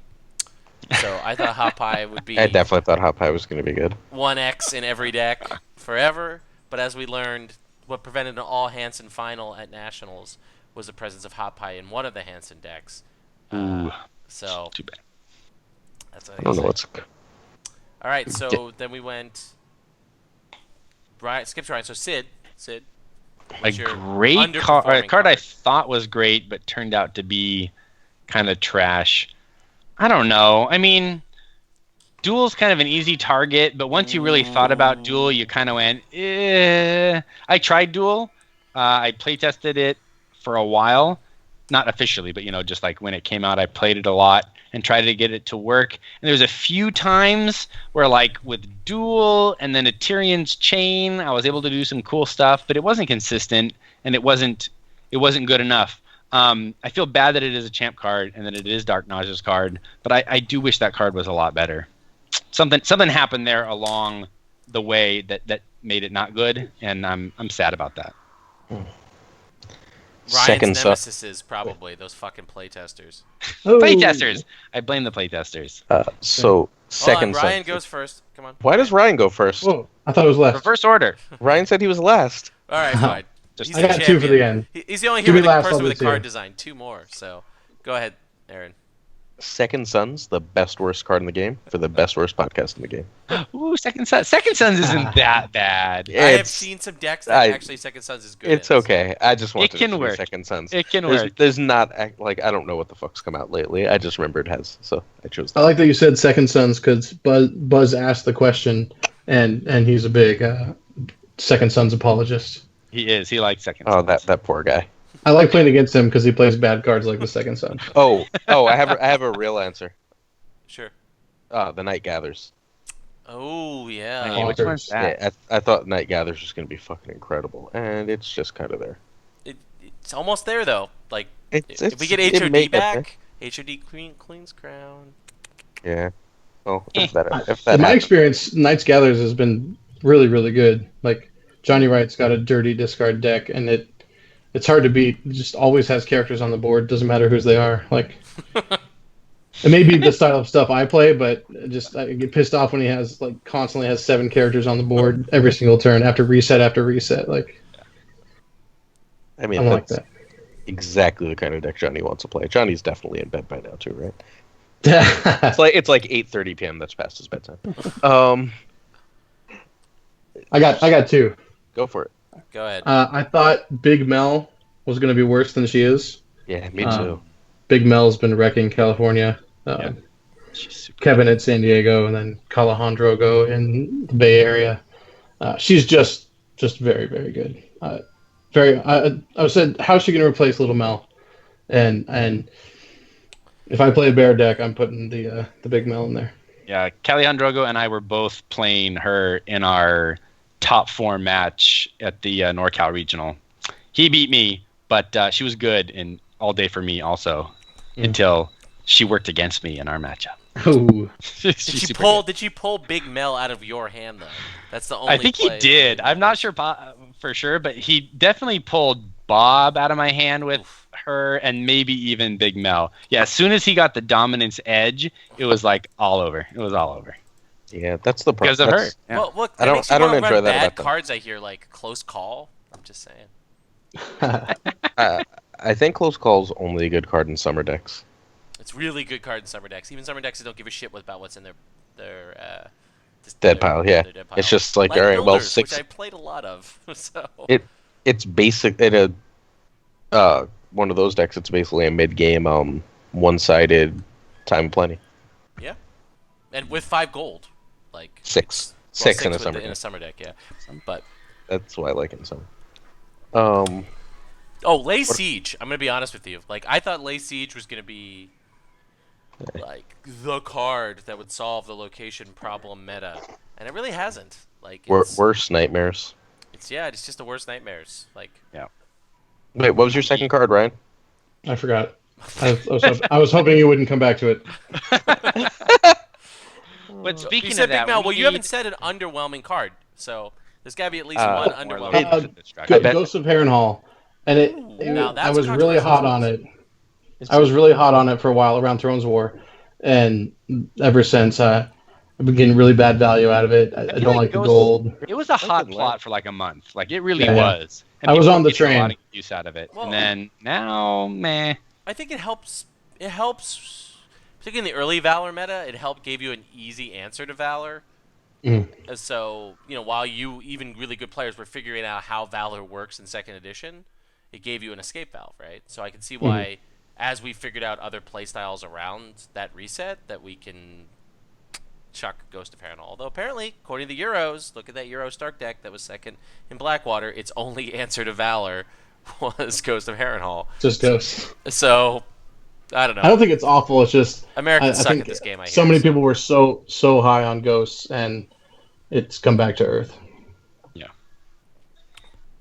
like a lot of things, kind of like this podcast. People were so high on it, then they came back to Earth and we didn't produce an episode for 6 Everyone months. listening now is realizing, oh right, it's just another podcast. And we even brought Ryan on. like a real champion of a real tournament that Europeans play at. And as we Hey, learned, hey. only You don't have. Europeans are good at this. Wait. So. You don't have to be a champion to get a champ card. I mean, I got a champ card. It's true. You Valar just have Harris. to bitch and moan enough. And get it. Alex Hines got a champ card without winning shit. It's That's true. So Alex didn't win anything. He won nothing. It's true. They gave him a playmat. Yeah. And a hammer. I'm still bitter. And a card design. And a hammer. I'm still bitter that they gave him a playmat. Well, I got the hammer too, but But you had to return the hammer. He still has the hammer. what? You don't have to return the hammer. I thought you had to return the hammer. No, they give that to you Oh, you keep for it? keepsies, man. Oh, I think that's why they stopped doing it, because they realized, well, if we keep buying hammers every year. They don't have a hammer smith. Right? Eventually, someone murders him with the hammer. With the hammer, the and hammer FFG goes budget. out of business. All right, more questions. What do we got? What do we got? Oh, when is Gen Con? August 18th, Buzz. And Aaron if will they- be in they're- Nicaragua, right? Oh, Colombia, dick. And assume there will be no streaming. There will probably be no streaming because everyone's There going to never be watching is. L5R. But Rob St. John will probably record, and as long as who knows? Seth records games in the cut now, so it's highly likely at the very least, at least cut matches will eventually be on Rob's YouTube channel. Well, is there a card design for Gen Con this year? Yes. So we're sure Seth can't win then, right?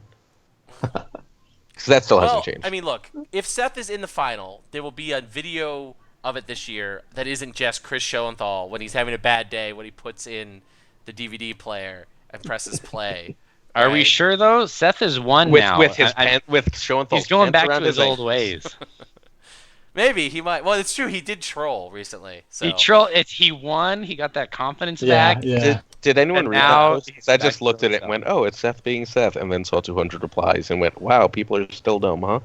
Yeah, but To be fair- Seth had changed his stripes for a good 4 or 5 months, and now he's No, like, he won. didn't. He It did, wasn't. Maybe he just convinced us. It wasn't major tournament season, Dick. It's like we're right around Gen Con and Worlds. Of course, Seth is being Seth. He only ever turns up to be a dick at this time. In his own words, he won a really big regional. National. It's a 50-person tournament. That's a big regional. Yeah, big regional. There was no card design on the line, so But he doesn't have a buy a Gen Con. He's gonna be the only person with a buy a Gen Con. It's true. There's only pretty one. cool. That's pretty good. It's pretty good. It's Wait, definitely... Canadian Nationals doesn't get a buy? I don't. So- Canadian Nationals is after Gen Con this year. I think. Oh, wait. Because I've been watching. So- It's probably gonna be in Toronto, which works really well for any vacation plans that I want to do. So Corey should just give Ryan his extra... Sorry, not Ryan. Should just give Seth his extra card design. He'd just be like, hey, buddy, love you. To be fair, they half won it. I watched that Yeah. game. He did give the win Corey to him. tried so- really hard to give that card design to Seth, and it just didn't work out. He wanted So- to, but I mean, that should be Buzz's card design, but that's fine. It should be Buzz's card, and we should all have those 4 hours of our lives back. That's right. That's right. To be fair, Ryan, FFG was really nice. They let me give you a beer. They Were you the closed fourth person at down that table? the bar, and Yeah. I was like, look, Jones have was you there, yeah. seen what Ryan? He's played 26 hours of Thrones in a row. Will you let me give him one beer? And they're like, all right, he can get a Huh. beer. More hungover than I've ever been that day. That night was so good the night before, and then that morning I almost threw up on the table a couple times. And my first table was Eric and Seth and Simone, and I was like, "Can I just drop? Is that?" Yeah, but Did you win that table? No, I got fourth with zero power. But who Still who made it did to the win final the table, table? though. I'm assuming Seth? Yeah, I think Seth won that. So table. usually, if a bunch of DC people are at the table, Simone can't win. Yeah. That's the rule. Because they hate him more than everyone else.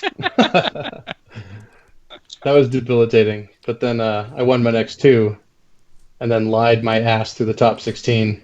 Best melee game I've ever played.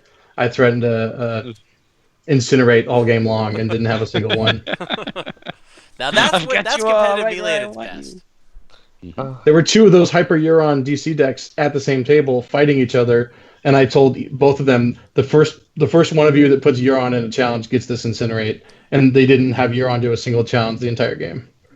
Wow. And I didn't have it. I actually think that top 16 was one of the best melee top 16s ever, because that was also the table where Tommy and Simone were at the same table, and Simone was trying to convince. He's like, "Look, Tommy, if we double Valor, these other two guys lose, and then one of us can win." Like, and Simone was not lying, like, at all. Like, I could see Simone's hand. He didn't have any tricks. He was just like, "Look, if we both double Valor, the other two people lose. It's highly likely you're gonna win. I don't have any good cards in my hand."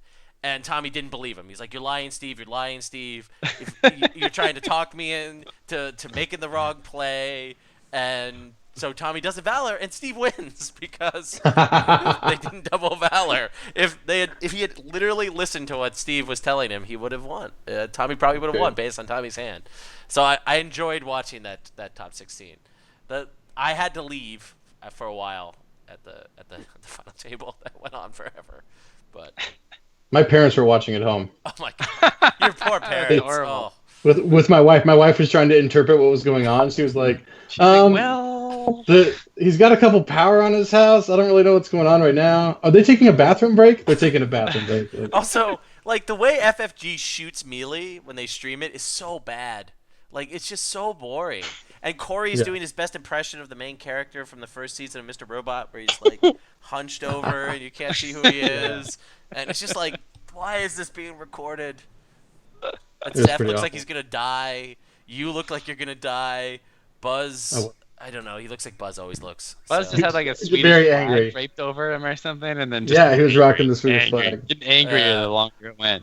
And then like Will was like falling asleep while giving the commentary. It was just like not the finest moment. Not the finest moment. Low light of my entire life, not just Thrones. Well, you've been on Second Sons twice now, Ryan. Those aren't really the low lights. That's second to last and third to last. So there we go. All right, more questions? Do we have any more questions in chat? Yeah. When Gen Con safe to swim the ruin of streaming? When Wadmander, when Ryan's champ card comes out, how many decks drop confiscation for something like political disaster? The ones that aren't running a lot of locations do. Yeah. Lanny. So Lannister. Yeah, I think Lanny. Maybe it should just be a Lanny card, honestly. Like Tyrell can do it too. Tyrell doesn't want to. Stark needs its economy though. It doesn't want to blow it up with. Just keep your 2 Great Halls. Yeah, exactly. That's all. That means cut Winterfell. Winterfell's really good against it. I don't think Winterfell's really good in this meta. Fuck Winterfell. Yeah. All right, excluding just saying fuck Winterfell because you don't like the card. Like it shores up a lot of Stark's problems. Like it does. It's the only thing they have going for them. I just don't like it. I don't like Stark, and I don't like Winterfell. Yeah, I think whatever. Stark is for stupid people. Love you too, Aaron. What it just is. Roy, you can't help who drafts you. Like I played. The problem is I played Stark before that. I told Chris to get Martell. Okay. Though. Like when he was like, Roy, there was 3 factions left. He's like, what faction should I get? I was like, try to get Martell. I was like, because 1, it will screw Johnny over. 2, Johnny would have bid $1 million. Why does no one ever do that? Like, just keep bidding on Martell and like. No, people forget Johnny wanted Tyrell. He and I were in a bidding war. He wanted Tyrell. Martell was the second choice, and then he won. And then he won the team competition Chris with Martell. Thompson carried him. Let's be honest here. For real, Thompson did. I mean, he was able to spend like 9 people decks on Martell. There's no point in trolling Johnny right now. He's asleep. It's like it's way past his bedtime. Because Ryan will tell him, or Chris will listen to this tomorrow. Like, I don't know, while people are screaming for their Funko toys tomorrow, and Chris needs to put some music in or something to just the noise of San Diego. He'll listen to this and be like, hey, Johnny, you should listen to this episode. Johnny will tap in. He'll find a way. He'll find a way. So. Hey. All right. Any other questions? Wait, does Buzz have another one? Oh, okay. Buzz does have another question, and Brian will like this question. Should they ban Haunted Forest or ban Craven instead? Haunted Forest. Yes. Just restrict them both. No, Craven's both. Yeah. They could restrict it. And then you get one. Restrict the Wall, Craven, and Haunted Forest. I want all 3. I would put all 3 on. Really? I don't think Craven. You killed Craven with your card. Okay. It's fine. Don't stress it. Breathe, buddy. Breathe, buddy. You got it. Minimum Haunted Forest and Wall. You don't even need anything else for a restricted list. There's your restricted list. Do it now. I also want Marched on the restricted list because just Marched alone. Because if nothing else major is on it, all that means is you can't run 2 Marched. Oh, I don't want to take away double March decks. Wait, if you restrict a plot, can't you use whatever it is, it's however many cards. Yeah, you you can use. still. Oh, You can still have really? two Double copies. march. Yeah, for sure. Then never. Here's what you do. First thing, you restrict the Lannister faction card Ooh. and the Eerie. Okay, I'm okay with that. Only until my champ card comes out. Then who cares about the Eerie? Eerie goes away. That's true. My champ Well, card. the thing is about the restriction card, it's written in smoke. You can change it whenever you want. So. The thing about the restricted list is we've been making it up since like the second chapter Yeah, pack of they're the not game. doing it. FFG's not doing it, and when they do, They don't- it'll be too late. FFG doesn't Come know on, this guys. game exists. They printed new tournament Right. rules that had Here's what will 2 happen. changes So- of like a word Those are the each. worst. They trolled it. That was a troll, right? It had to feel like a troll Yeah. post. Like they're I got Ryan, really excited. you were playing in the early LCG? Yeah, after the second cycle. So the impression I get from the way the restricted list developed was there's the ban list, and then Nate didn't like having a banned list, so he created the restricted list, which is initially only broken combos. But then there was this design creep of using it to control the meta over time, right? Is that the way the restricted list worked? No, it was on purpose when it decided to control the meta. Like it was a tiny restricted list of just broken combos, and then like one time it came out and it was like 5 times the size of the previous ones. Right, that but was that's late in the design game creep. too. Like it. No, the idea. It did kind of explode. It exploded all I'm at once. Yeah. 80% sure that was Corey's idea. What, Corey Farrell? But like, yeah, I'm almost certain that was Corey's idea. Like I have no inside like info for that. It just sounds exactly like Corey's idea, and he's a whisperer. So I'm blaming Corey The for LCG something model. LCG model makes everything move too slow, in my opinion. I agree. The restricted list is a great way to keep the competitive scene different and interesting. I agree. I'm I also 100% on board. I mean, We needed FFG. Are you listening? I mean, if FFG actually can go, if FFG can go 2 years where every single month they release cards, then using the restricted list to accelerate card, releases kind of thing. But if we get a card gap again, we should have a restricted list. We got a really good question. What's it? Which limit 1 plot should be 2, and which 2 of plot should be limit 1? I have my answer. Duel should be 2. Duel should be 2, counting yeah. should be 1. Okay, let's exclude duel because do all counting 4 of us one? agree that duel Counting should should be be limit one. 2? But that hurts jumpers. No. Yeah, but like it still should be 1. Like, because I feel like once the game gets enough economy, every deck just starts running like either 2 march or 2 counting and shrugs, right? Yeah. Like, Aren't we already there with the comment? yeah.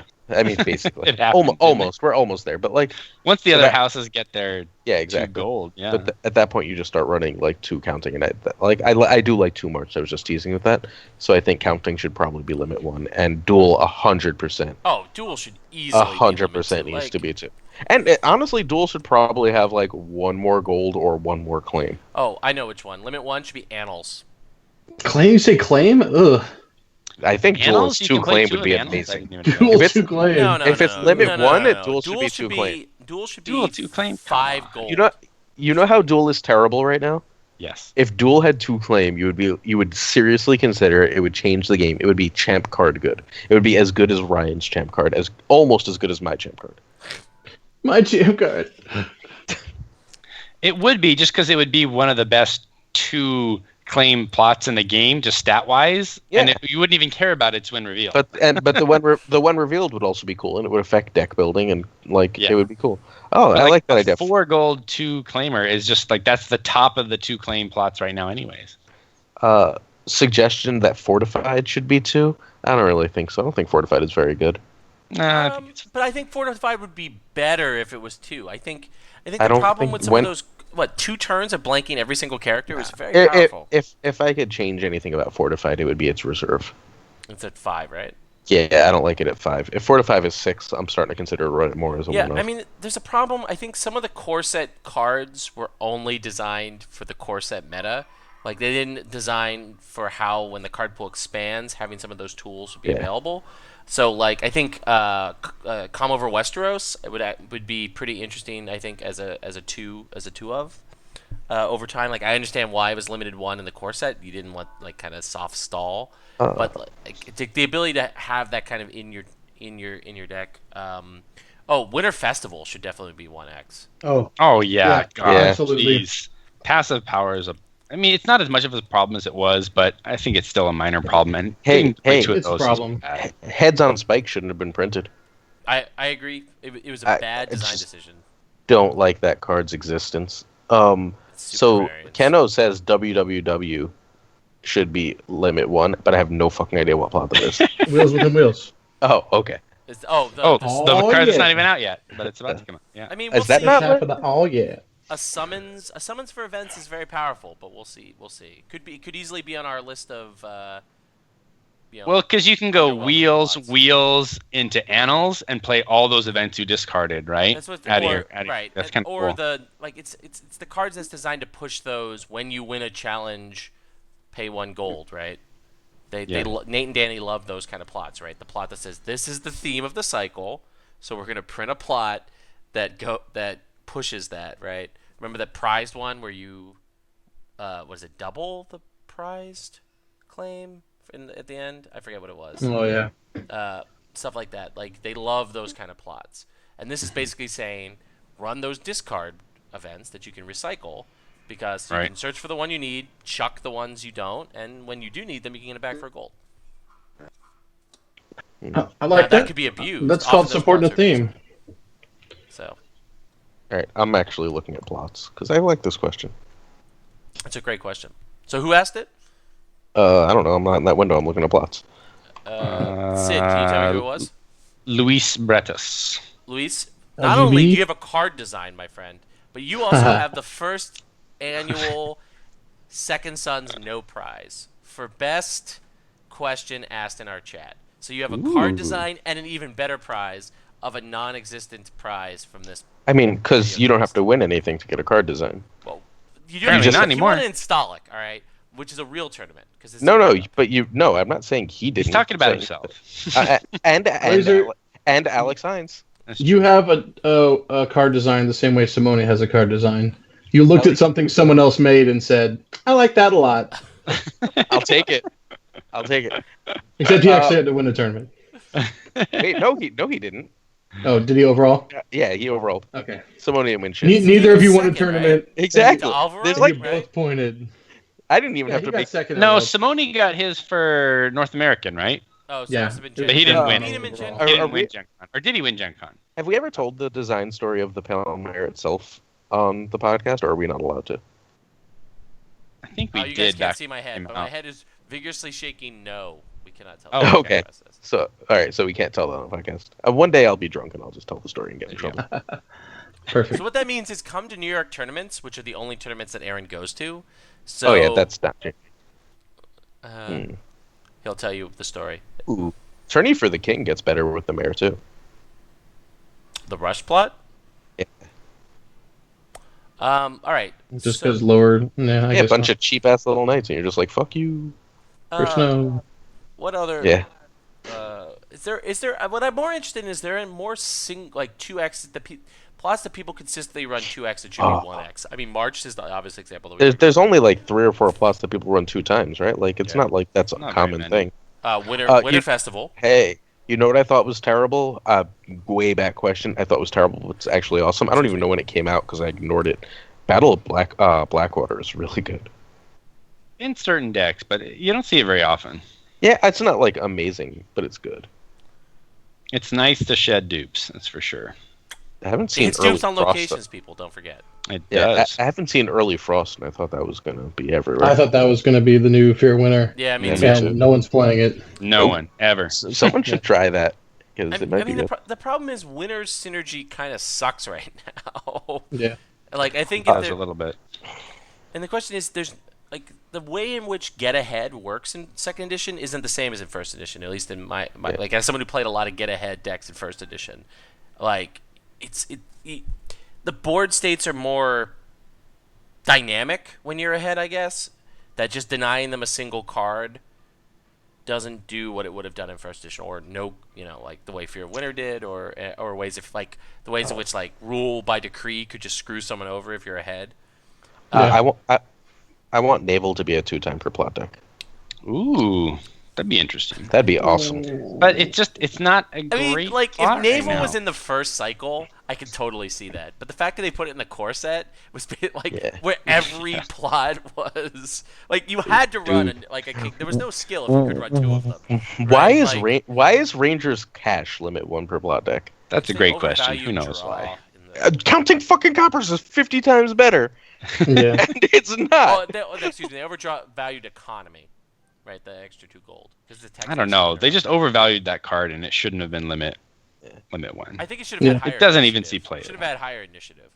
It should just be a better card. It saw a tiny bit of play, and then just got people realized, oh, there's better options. Get rid of it. Well, in fairness, Whisper campaign. Actually, by the way, we also reviewed that card in the second episode of Second Sons. Did we? We did. You, me, Darknaj, and Aaron. Yeah, Whisper campaign. We did the whole box in one go. Ooh, if I could change one thing, I think of any plot, it would be increasing the reserve on wraiths. It does hurt. If wraiths had a 6, wraiths is a 4. wraiths is a 5. Oh, it's It's a 5. If it were 6 or 7, I would. But in a winner okay, deck, okay, it's Aaron, 4. You want a 7 reserve plot that reduces your opponent's reserve by 2? Yeah. That's a fair card. That's an awesome card. Yeah. You should have 0 gold then. Like, no. I hate raids. Yeah. Doesn't Why is Whisper campaign limit 1 per plot deck? Because, well, one, it sucks. That's like, it should be limit 0 per plot deck. Well, it is in practice. But, like, So, why there is you go. that? Like, what was the thought process? I don't get It the did thought- create that horrible thread in the 2.0 Facebook group, right? About, because that's the printed, right? Like when does Shadow Tower Mason get its intrigue icon if you have 3 or more Night's Watch locations or attachments, right? Because Whisper campaign is if a character doesn't have an intrigue icon, kneel it, right? Kneel it when it comes into play. Right, yeah. When does he get it? When does he get it? When does he get it? I don't know. No one knows. No one knows.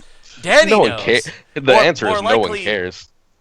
We should just play it the way in which you think it does, which is as a constant effect, the Shadow Tower Mason always has the intrigue icon. But I'm gonna play it whichever way helps me at the time. at the time. So when you're playing these wall decks that you don't play, then Yeah. he's up. He's totally not Totally there. down. But when I'm playing Lannister, he's kneeling. He's Oh, sitting down. Dude, there's Yeah. plots that I didn't even know existed. Where the fuck did There's a gossip lot. and lies come from? Ladybugs? Is that the one that doesn't synergize with Reigns?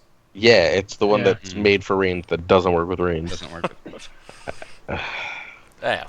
I'm happy a Game of Thrones is limit 1. Kind of plot. I like feel like that'll matter one the day. new one, right? The Red Wedding that is a scheme but doesn't work with Reigns. Well, it It does. does. It's better Yeah, than Whisper sure. campaign, But it right? doesn't work the way you'd hope it to work. I'm It kind of would- happy You mean about the that. broken Very way? dumb. Like, I'm Yeah. sorry. Like, Oh, that's not broken. You just get a kill. You're wrong. you're totally just get- wrong. Like, come on, Sid. That's some shit talk. Like, that's like Yeah. literally full of shit. Like, shit. We can't actually see you because there's just a little circle thing turning there. But shit should Oh, be no. pouring out of your mouth right now. Blah. Yeah, Alright. for a while, famine probably should have been limit 1. Oh, I don't know. I That's think a, Famine's okay. that's a meta thing. Like, out Yeah, east I it mean, was we big. we live with Dan Struhall, and like it's to like deal with like getting first node and then double famined. yeah, and then and just everything you, like, sit, "Ah!" you sit there like, oh, Or getting marched and then double famined was also Yeah. pretty brutal. All right, we're just literally listing plots at this point. So does anyone have Yeah. any Next thoughts? question. It's almost Let's put a midnight bow here on on the it. East Coast. I've got to go to. Unlike the other 2 teachers here, I'm teaching summer school, so I have to go to work. tomorrow. I work tomorrow. Just I'm not teaching. I'm doing curriculum. There you go. Oh, nice.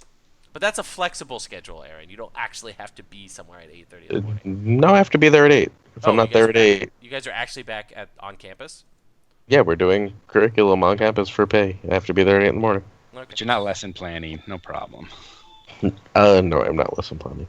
Okay. Well, I have to go teach students about the nature of government and freedom tomorrow at 9 a.m. So Mm.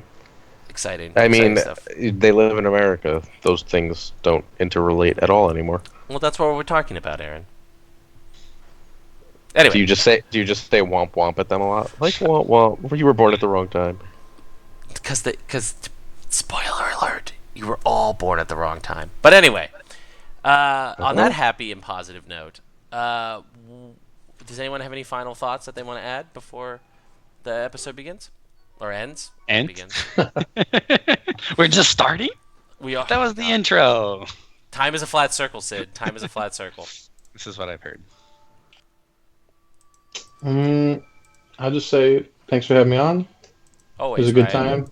Hey, glad to be back. We did you a pretty good solid, right? Letting you be on there, talk about your card. You know, I need platforms. The second best champ card that is going to come out in the next few months after mine, but still better than Barrett. Hey, whoa! We still have Jakob's broken card. Come on. Yeah, I think that. Particularly since this guy pushed Milk out of the meta. Like, what do you do against that nonsense? Venomous Blade. Yeah. But once they milk him or nightmares him, you can just bounce him back with Iron Throne or Iron Bank, and you'll be good. Which is why Iron Bank is better. Yeah. I really like that Jakob and I have a. You can have a beard off too. Next time you guys are both at Worlds, you should just have a beard off as well. You should have your cards in your beard. Like, who could insert their champ card further in their beard without people seeing the card? Roy, how about at Stalik this year? There you go, Stalik. That's right. You're gonna be at Stalik. You and Schoenthal, right? So you gotta take a picture of that, please. Take a picture and Johnny. Half of San Diego's going. None of us are going. Yeah. Johnny. Awesome. Johnny has his deck. I'm like, that's not possible. We don't even know what's coming. And he's like, I know what I'm playing. It's like, all right. Did he already say that? He needs to tell me then. I need to know.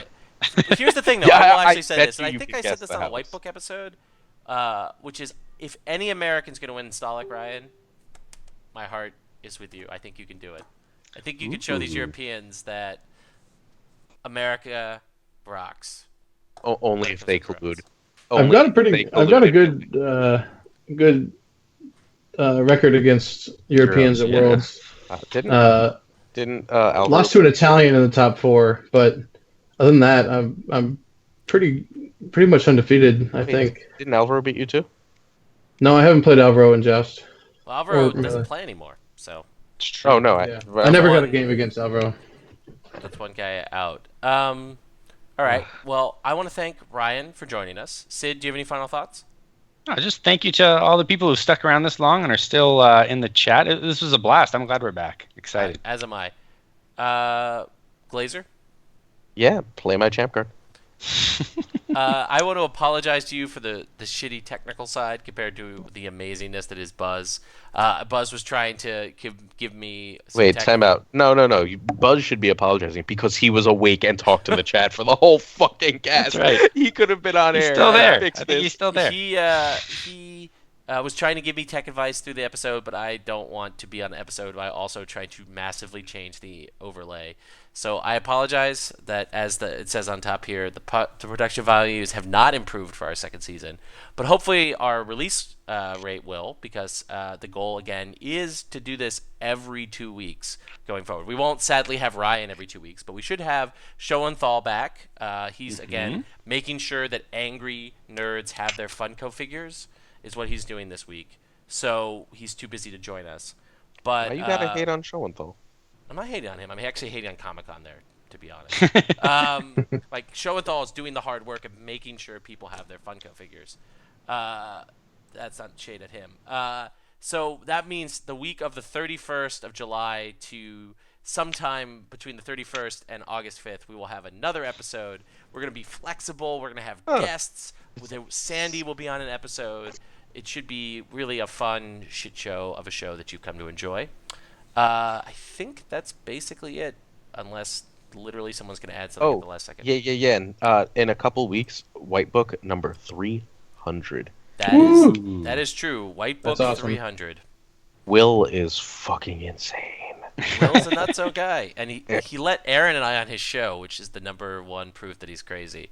But no, we actually, editing like 270 of those motherfuckers. Yeah, 270. Just the last 30, he is definitely not. Which is weird recording White Book episodes because I never remember what's the last White Book episode I recorded. Yeah. So anyway, congratulations to Will for episode 300. He has some awesome stuff planned. That's awesome. You should definitely listen to episode 300 if you don't listen to the White Book regularly. And on that positive note, I am going to end the episode. Close it. Bye, everybody. And thus closes your ass.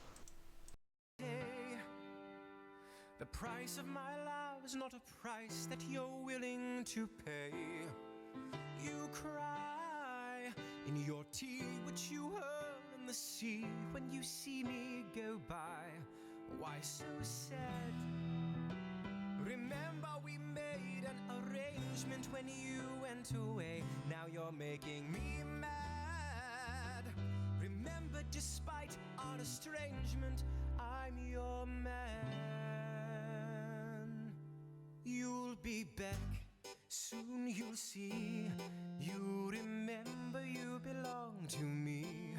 You'll be back, time will tell.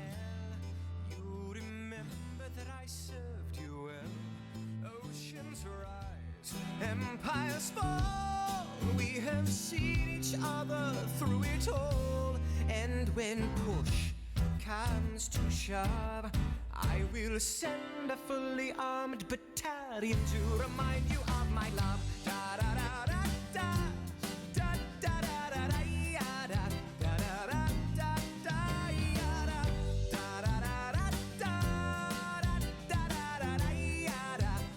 da da da. You say our love is draining and you can't go on. You'll be the one complaining when I am gone. And no, don't change the subject, 'cause you're my favorite subject. My sweet, submissive subject. My loyal, royal subject.